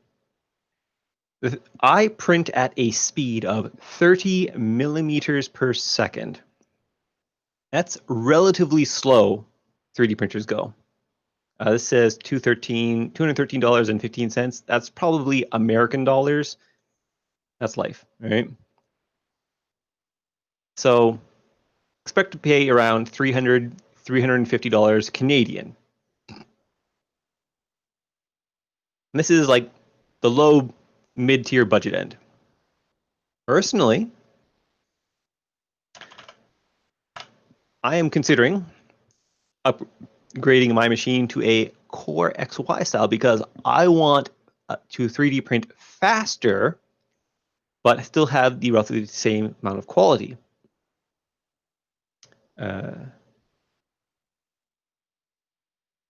The ANET A8, I will point this out here. When you're 3D printing, all the stuff has to move. And as such, it shimmies, it shakes, and you can get unintended consequences of your 3D printer by having things just move around in a poor manner.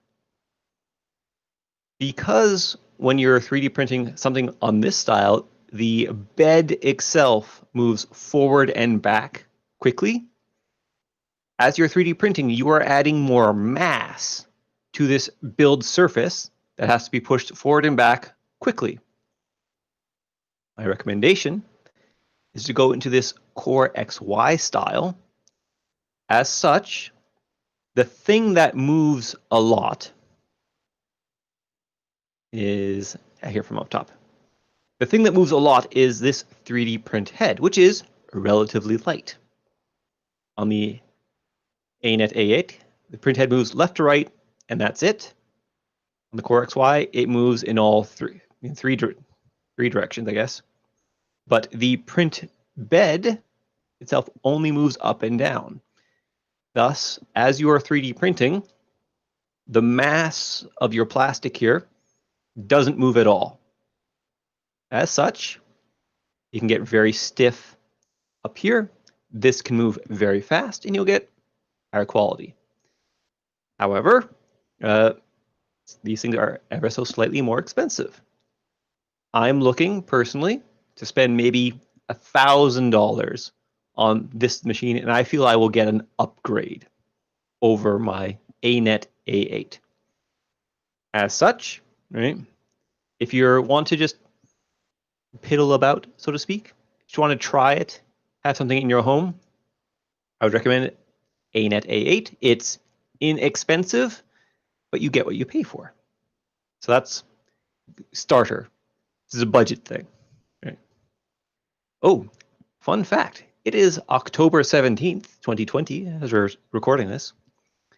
On November 11th, there is a Chinese shopping holiday, 11/11. And as such, hey, everything's on sale back then. And so, hey, if you want to get a 3D printer cheap, November 11th, that's the time to order it. All right, that's my recommendation for a budget starter one. Another question, Mark, if there are any? Well, there was some discussion about the Winnipeg Public Library situation, but I think that if that's news to you, so it's news to you. But I'm sure the info is all there on their website. I think it's a question about including. Do they run the slicer for you, or is that something? Well, do you run the slicer yourself, or something they do? What would you guess? Personally, most likely they're going to run a slicer for you. And I say that because when we save this to our file, we're going to save this again to downloads here. It produces something called G-code. So we have our 3D model here. We have our G-code. The G-code are the instructions that this thing follows. They are, very specifically like, hey, move the print head in this pattern. And my Discord is blowing up. All right. So that's what G-code is. They're going to generate the G-code appropriate for their machine. My machine uses a style of G-code called Marlin. You don't really care what that is, but hey, it's just a set of instructions. And I'm most likely you're gonna be able to ask them like, hey, please print this at whatever quality, 0.1, 0.05, very high quality things, but you're going to be paying more for that because the machine's going to take longer. For example, let's go to that website, Thingiverse.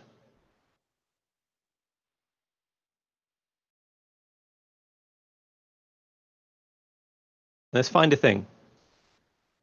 You're going to find that, hey, a 3D printer might pay for itself when you stop buying that little plastic, phone holder or whatever. It's like, hey, I can just make this thing myself. Specifically, the thing I was printing is right here.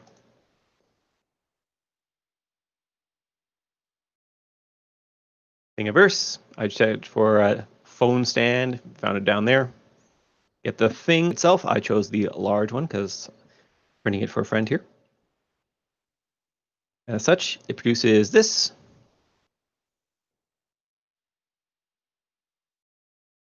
As it loads up itself.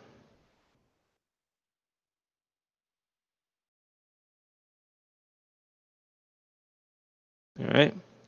You'll notice here, when I slice at 0.1, 8 hours and 10 minutes, 21 grams. Draft here. Literally twice as big, 5 hours and 17 minutes. Roughly half as long because I'm printing twice as big. So speed versus quality is always the trade-off. You print slow and very fine, it's going to take a long time. If you print fast and thick, it's going to be very rough looking. All right. So trade-offs. Another question mark or more discussion?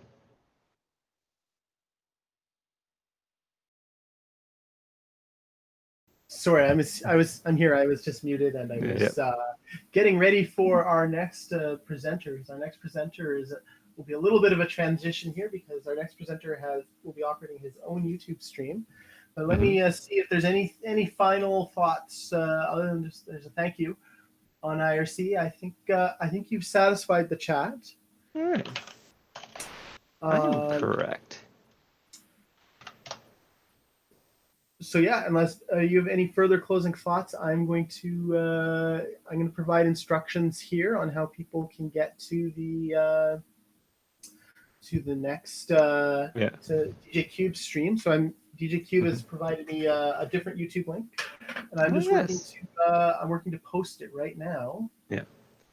Well, I do want to point out that because you, the clever, crafty watcher at home, has been watching how to 3D print cool stuff, you can have a leg up on the 6:30 event of building a better rain barrel spigot on Andrea Mantler by 3D printing your own at home.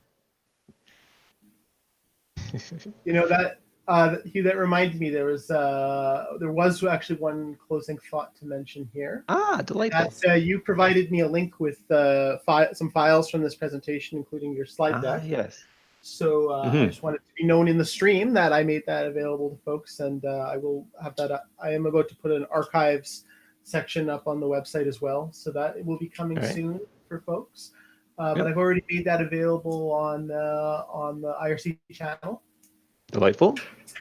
Those files. So yeah, that's most likely. Thank you so much for check out hacks.skullspace.ca and my website. You've dark themed my website. Oh man, it's amazing. But that's not what the event's about. It's great. Anyway, so with that, thank you very much, Mark. For those who care, you can not contact me, I guess. I haven't provided any form of contact information, but hey, ask Mark. He'll give you my email address for those who care. All right.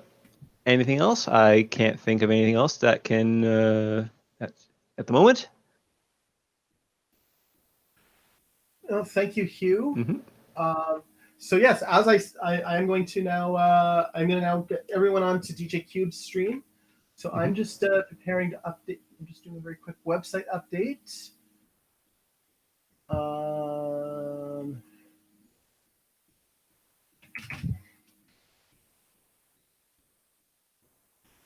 Oh yeah, final closing thoughts. Oh god, plastic. It's so expensive. Roughly, it's like when I got started in 3D printing, it was like $20 per kilogram of plastic. And now it's like $30, $35, $40 per kilogram of plastic. Oh, it's so expensive. But really, the first time you print something and you didn't pay, $20 to Amazon, you're kicking yourself for not doing it sooner. All right. Well, best of luck, Mark. Yeah, best of luck, Mark, and the rest of you at Skull Space. Have yourself a good day, right? And enjoy the music stream and the rest of it. And happy hacking. Bye now.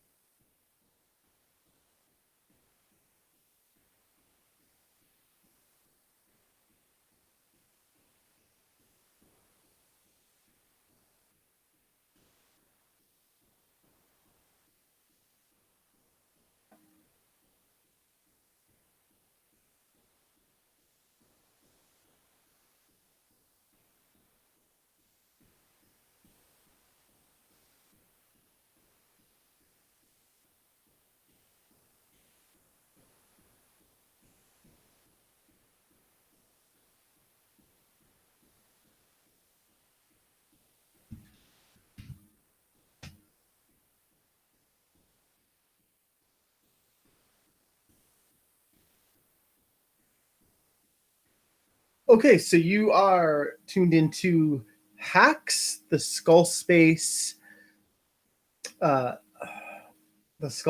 Weekend Festival, Hackerspace Festival, this year online.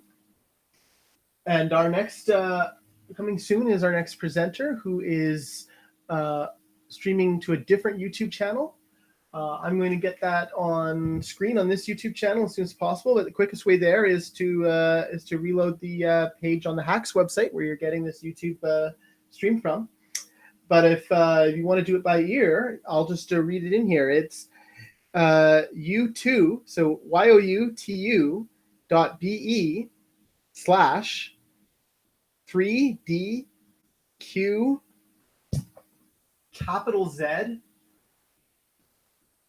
I'm just checking here. Let me try that again.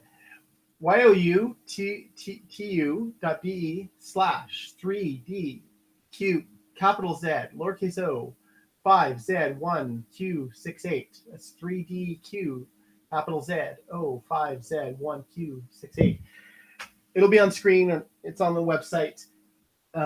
But if you really want to hear it on the stream here, you can take advantage of the YouTube DVR feature and the slowdown feature. I know I read that too fast. Let's get it on screen so you can use your eyes, folks.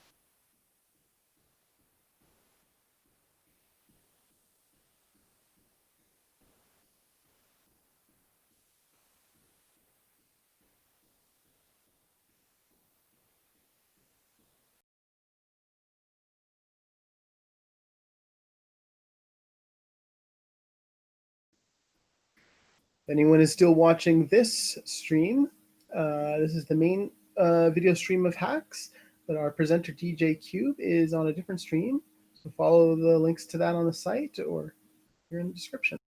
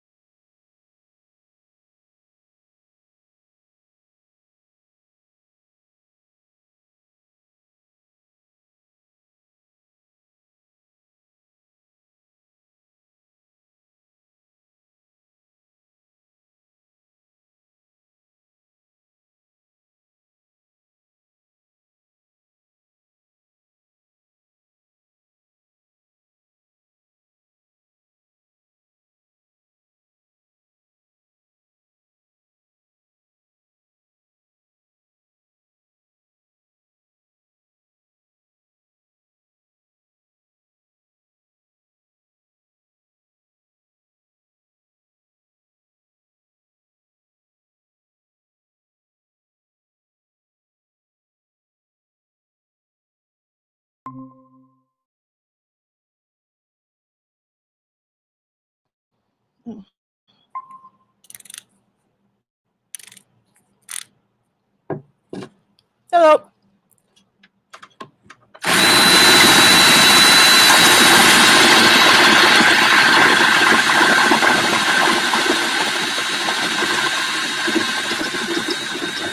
Hi, Andrea.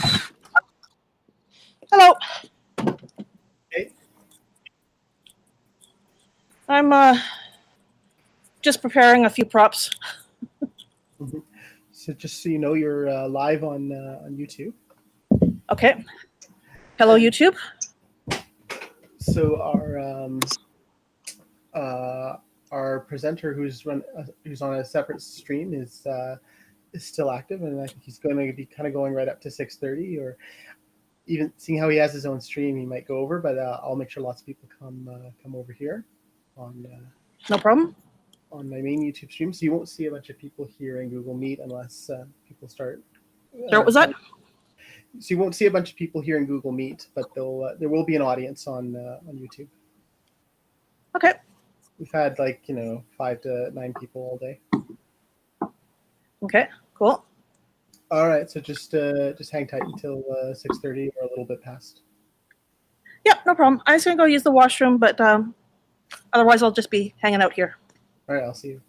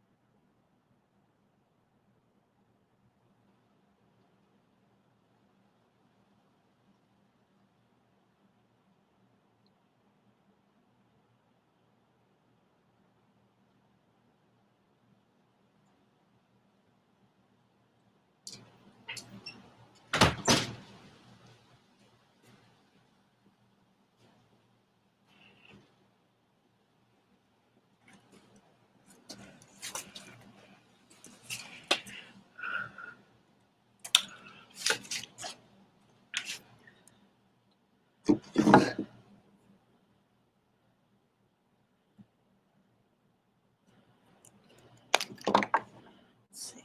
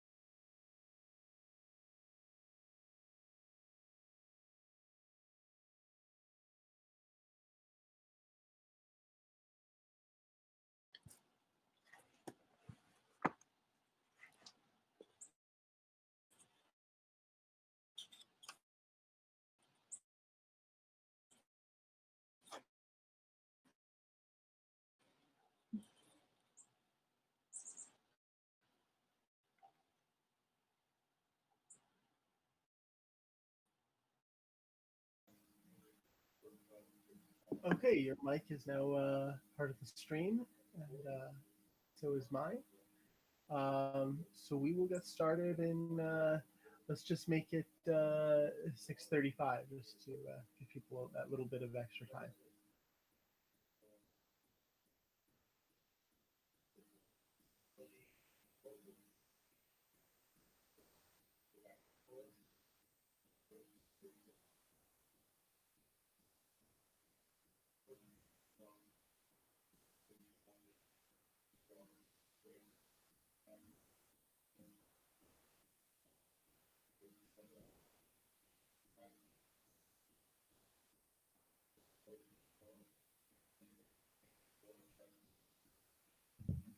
Oh.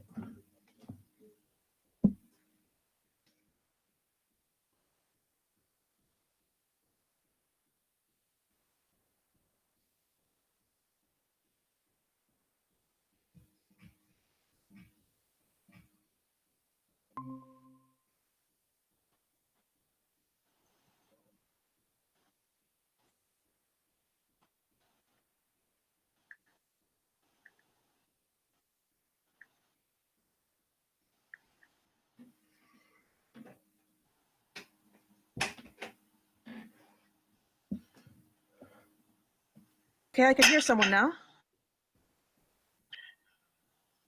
Sure. Yeah, that was me, Andrea. I didn't mute my mic when I was going back and forth. Okay, I keep getting it saying network connection lost. Oh. Does it look like you're losing me, or am I coming through okay? Your video is not coming through. Well, it's better now. It's just things. The frame rate seems a little slow. That's all. Your audio is great. Okay. So you're not doing dance, so I think it'll be fine.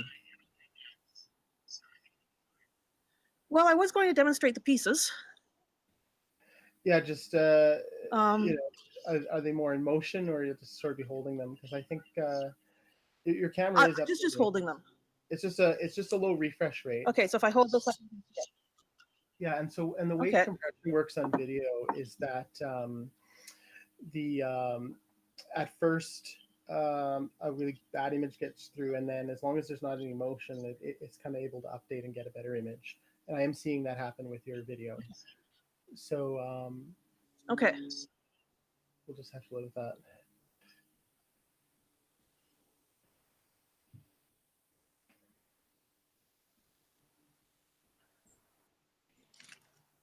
Well, I have my phone here with. If something stops working, get Sarah to message me. I've got my phone right here, so I'll see it. Oops. No problem. Should I start then, I guess? Sure. It is 6:35, and so and I'm just going to let you know how many simultaneous viewers we've got on YouTube. I can wait a few more minutes if you want. Yeah, we've only got 3, so we've definitely I don't know how many have stuck. We don't have actually a lot watching our other person at this point either. So it's just more that it's more that sucker hour. This is going to be archived, so we will.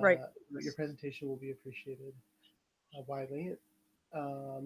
Sarah and I are going to appreciate it, and who knows? Some people will come in. Probably, I did make a Facebook post about 10 minutes ago. So let's just go for it. Okay. So yeah. Hello. My name is Andrea Mantler. I'm sorry. I should have. I should introduce you, Andrea Mantler, friend of Sarah Aronson. Okay, take it away. Okay, so yeah, I'll be talking about rain barrel spigots today.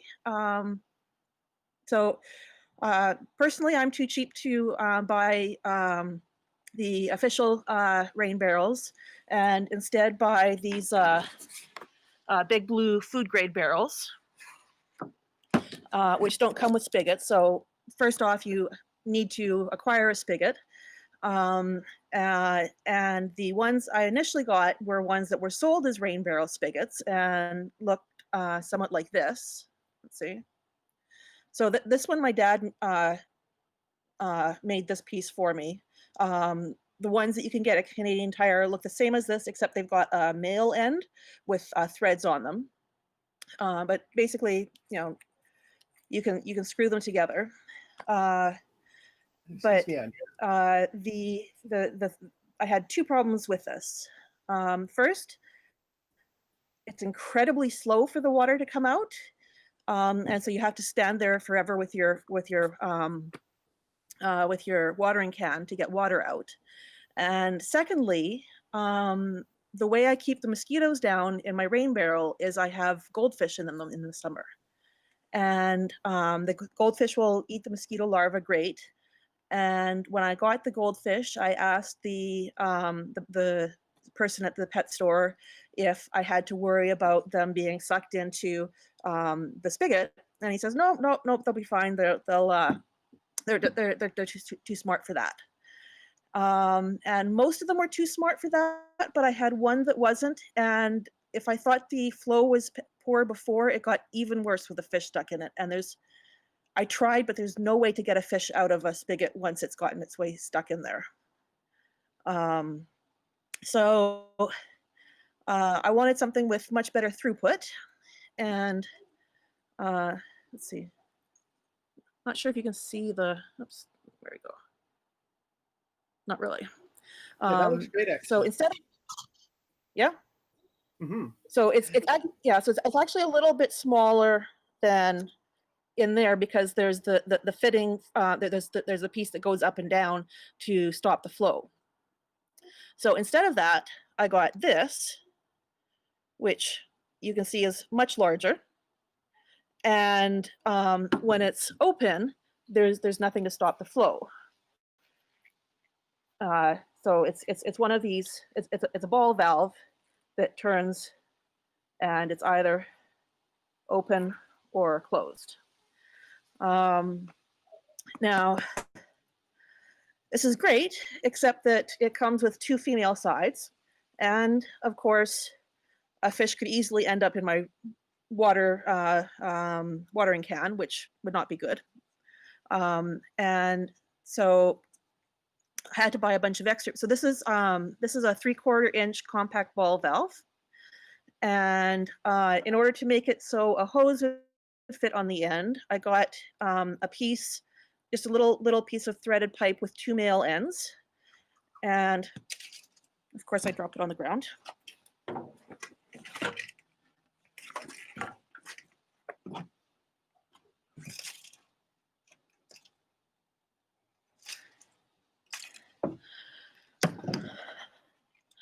This would be a lot better if I wasn't a klutz. And that just threads on there like that. And to make sure that you have the right end, what you can do is just go down to the garden section of the hardware store and pick up like a spray head and just try it on that, because if that fits on, then a hose will fit on. And these will also come in bent if you'd rather have it pointing down or not. So that's good for the hose end, but we still need to connect it to the barrel. And so I've got this piece, which has a threaded male end on one end and then a smooth end on the other. And so your rain barrel would be here, and it just screws on like that. But again, still, fish can easily fit through there. So then I got a piece of PVC pipe, which comes in about, I'm not sure, I think it's 8 foot lengths, because I think I was able to close my trunk, but it comes in a lot longer pieces than you actually need, but that's okay because it's not very expensive. And then you can make lots of rain barrel faucets. So I just cut off a chunk that was approximately 1 foot to 18 inches, somewhere in there. And you drill holes. And this piece fits in the non-threaded end there. And then to make sure that the fish doesn't end up here because it's still a hole, you buy a 3/4 inch end cap. And then the holes on here, you want to make sure you drill enough to get good flow, but small enough that debris or goldfish or whatever don't get sucked through into the spigot.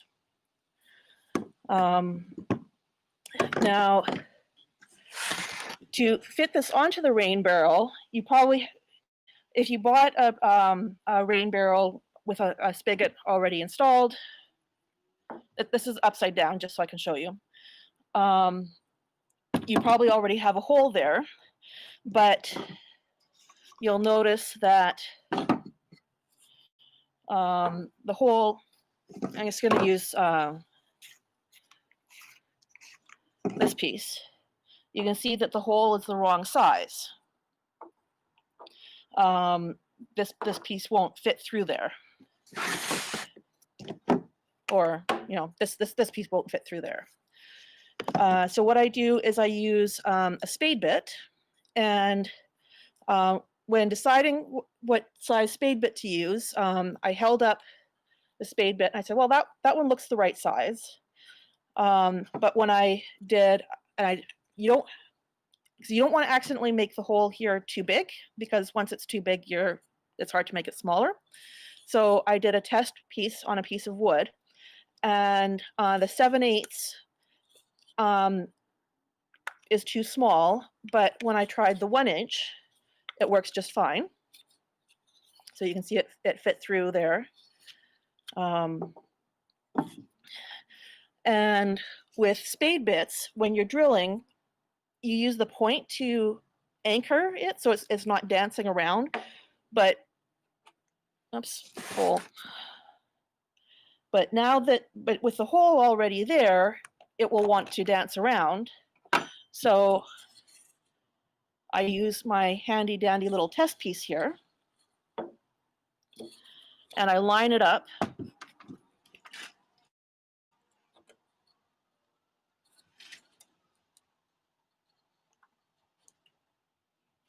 I line it up so that the existing hole is centered in there, and then I can just, oops.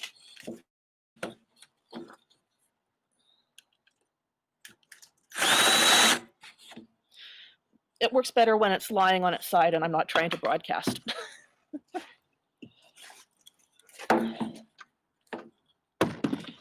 But you get the picture. I have actually installed one of these, and it does work.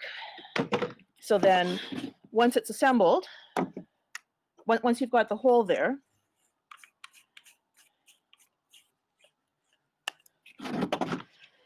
this part goes on the inside of the barrel and sticks out, and then I've put an O-ring here. And the only O-rings I found at the hardware store were in the plumbing department. And it's Moen, so it's expensive. I'm going to look for a cheaper place to buy the O-rings. And the other thing is, you don't want this to accidentally fall off for some reason inside the barrel.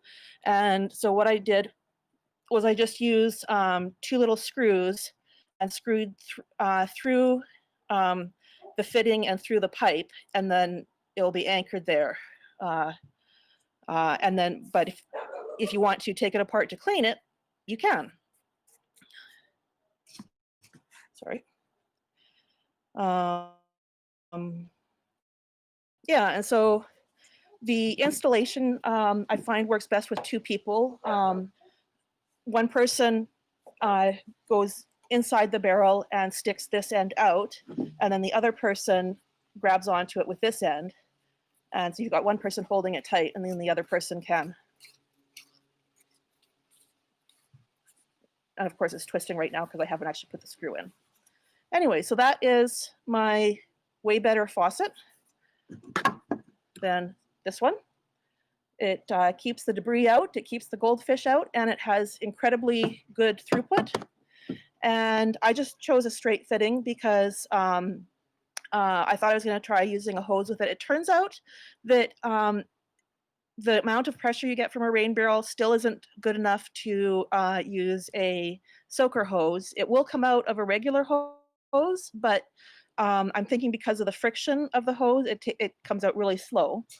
But if I want to redirect it, say to go, so the watering can I have has the hole on the side, so that's actually is perfect. But if I want to direct it down, I just grabbed a piece of eaves trough and held it there, and it came shooting out the bottom, just great. Yeah, so that's my spigot. Another adjustment I did for my rain barrel is sometimes things come along looking for water, and they fall in the top of the rain barrel and can't get out because the sides are too slippery. And so what I did was I just used a piece of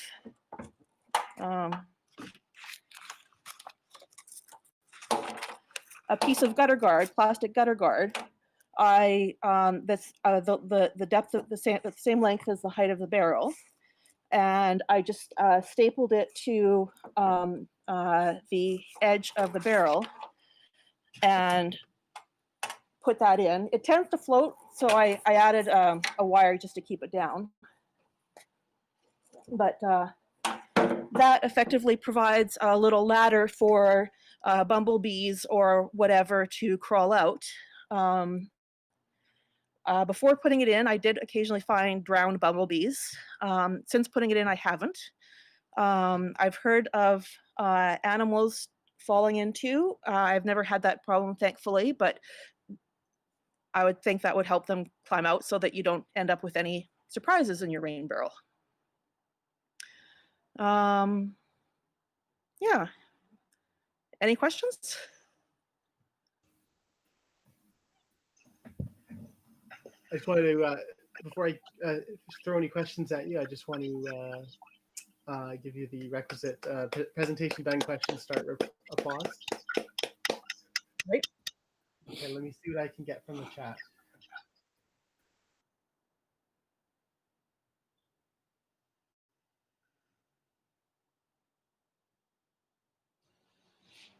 While we're waiting on the chat, I'll give you the report on how the video quality worked. So after you reported some of the errors you were getting, at one point it got so bad that it froze entirely. This was very early on, though, in the discussion. As soon as you brought the parts up with the valves, suddenly it started working much better. So I don't know what it is about bringing hardware into the situation, but your internet worked just a lot better at that moment. The hardware is way prettier than me. Or it could be that it thought there wasn't enough difference with me just talking, that it's like, well, it looks the same as the last frame, so why show the new frame? But when you bring something in new, it says, oh, okay, we need to show something new. I don't know. Well, this is interesting. Biasing compression algorithms. So it doesn't look like I have any questions from IRC yet. But we do definitely have viewers. This came up to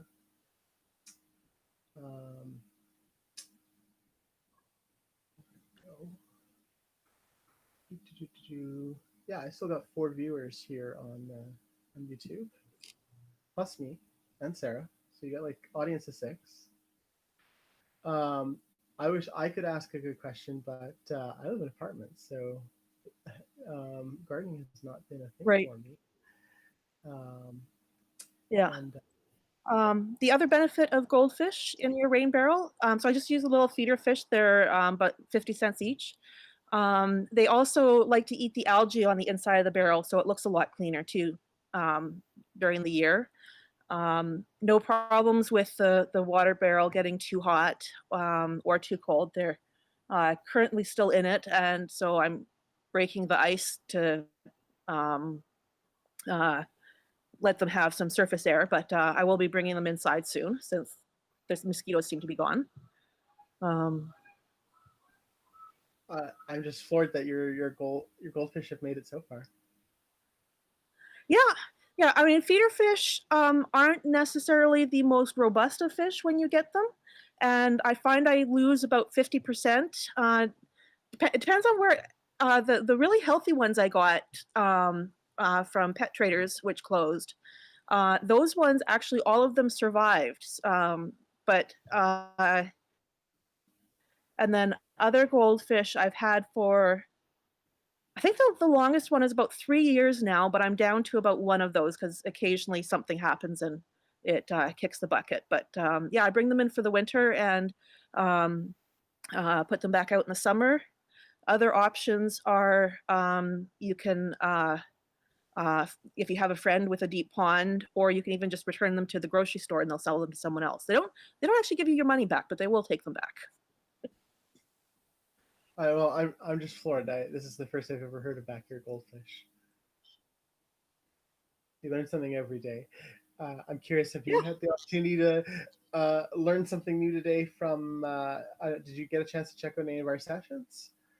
No, I intended to, but I didn't manage it. But I am planning on checking on them on YouTube later. Okay, yeah. I look forward to that.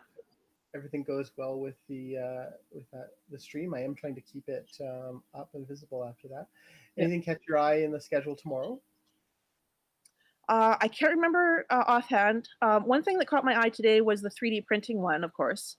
And the annoying thing about the handle on this one is you can see the pivot is in the center. And so you don't get a lot of leverage and it can be a little bit stiff to turn. And I'm planning on making, because with the metal ones, they'll have the center and then it will just come out on one end about yay far and it's a lot easier to turn. And I'm planning on making an extension on one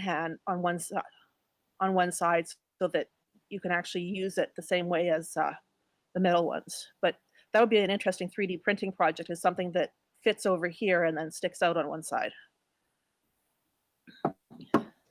Yeah, no, it's amazing what you can do with them. I have a list of repair projects myself that are my to-dos for when I get to experience 3D printing for the first time. Being a Skullspace member, I haven't dipped my toe in yet.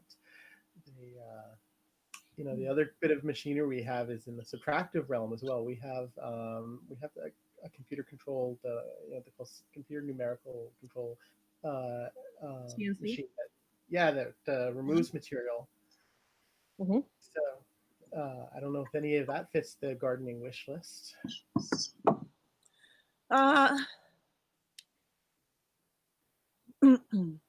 Subtractive manufacturing, where you start with something and then you cut it away. Yeah. Can't think of anything offhand.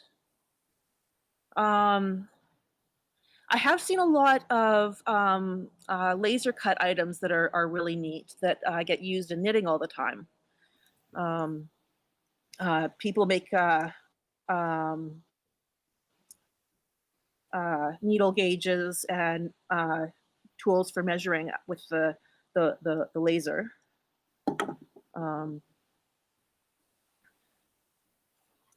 Tools that make tools. That's the way it should always be. Yeah. That's our civilization. And one person was clever enough. Yeah, one person was clever enough. They sell them at Woolsey Wool. They burned a measuring tape onto a strip of leather and put a snap on. So it's a bracelet, but you can take it off and measure your knitting to see if you've knit long enough. It's beautiful. Everything's multi-purpose. All right. Do you have any closing thoughts before we call it a night? Can't think of any offhand. I have all sorts of hacks. I think I've told you most of my rain barrel ones. Oh, the other thing I do is the rain barrel, to make the stand to lift it up. I do 2 rows of cinder blocks and then a 2-foot 24 by 24 patio stone on top. And that's what I sit my rain barrel on. And just to make sure that the fish have enough water, I try to leave 1/3 of the rain barrel full all the time for them, and which means you're only getting 2/3 of the rain barrel really for your garden. But I am planning on daisy chaining several rain barrels together, so then I will have more. Plus, I'm going to do one at basically every downspout I have. So the fact that I'm only using 2/3 of it. That's Goldfish City. Yeah. Okay, well, I think as much as I'd like to hear some of your other hacks, and you would do just a great job even just describing them, you were great with your descriptive words. I think in fairness to you, it is good to let you go. And in fairness to me as well, because we got DJs on at 8 o'clock, and I have to change over the setup from YouTube to Twitch, and I gotta make some dinner.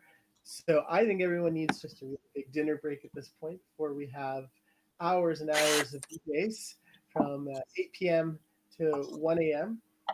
So come on back, Hacks Festival goers, coming back for DJing at 8 p.m. And be prepared for a new DJ every hour. And to anyone watching, if you're not sure exactly what you're watching, you are watching Hacks, the weekend Hackerspace Festival for Skullspace. And Andrea Mantler. And viewers are encouraged to donate at the website. There's a button on the website, hacks.skullspace.ca. That's hax.skullspace.ca. Thank you so much, Andrea. My pleasure. I'll come on camera and say goodbye. Happy hacking. Happy hacking.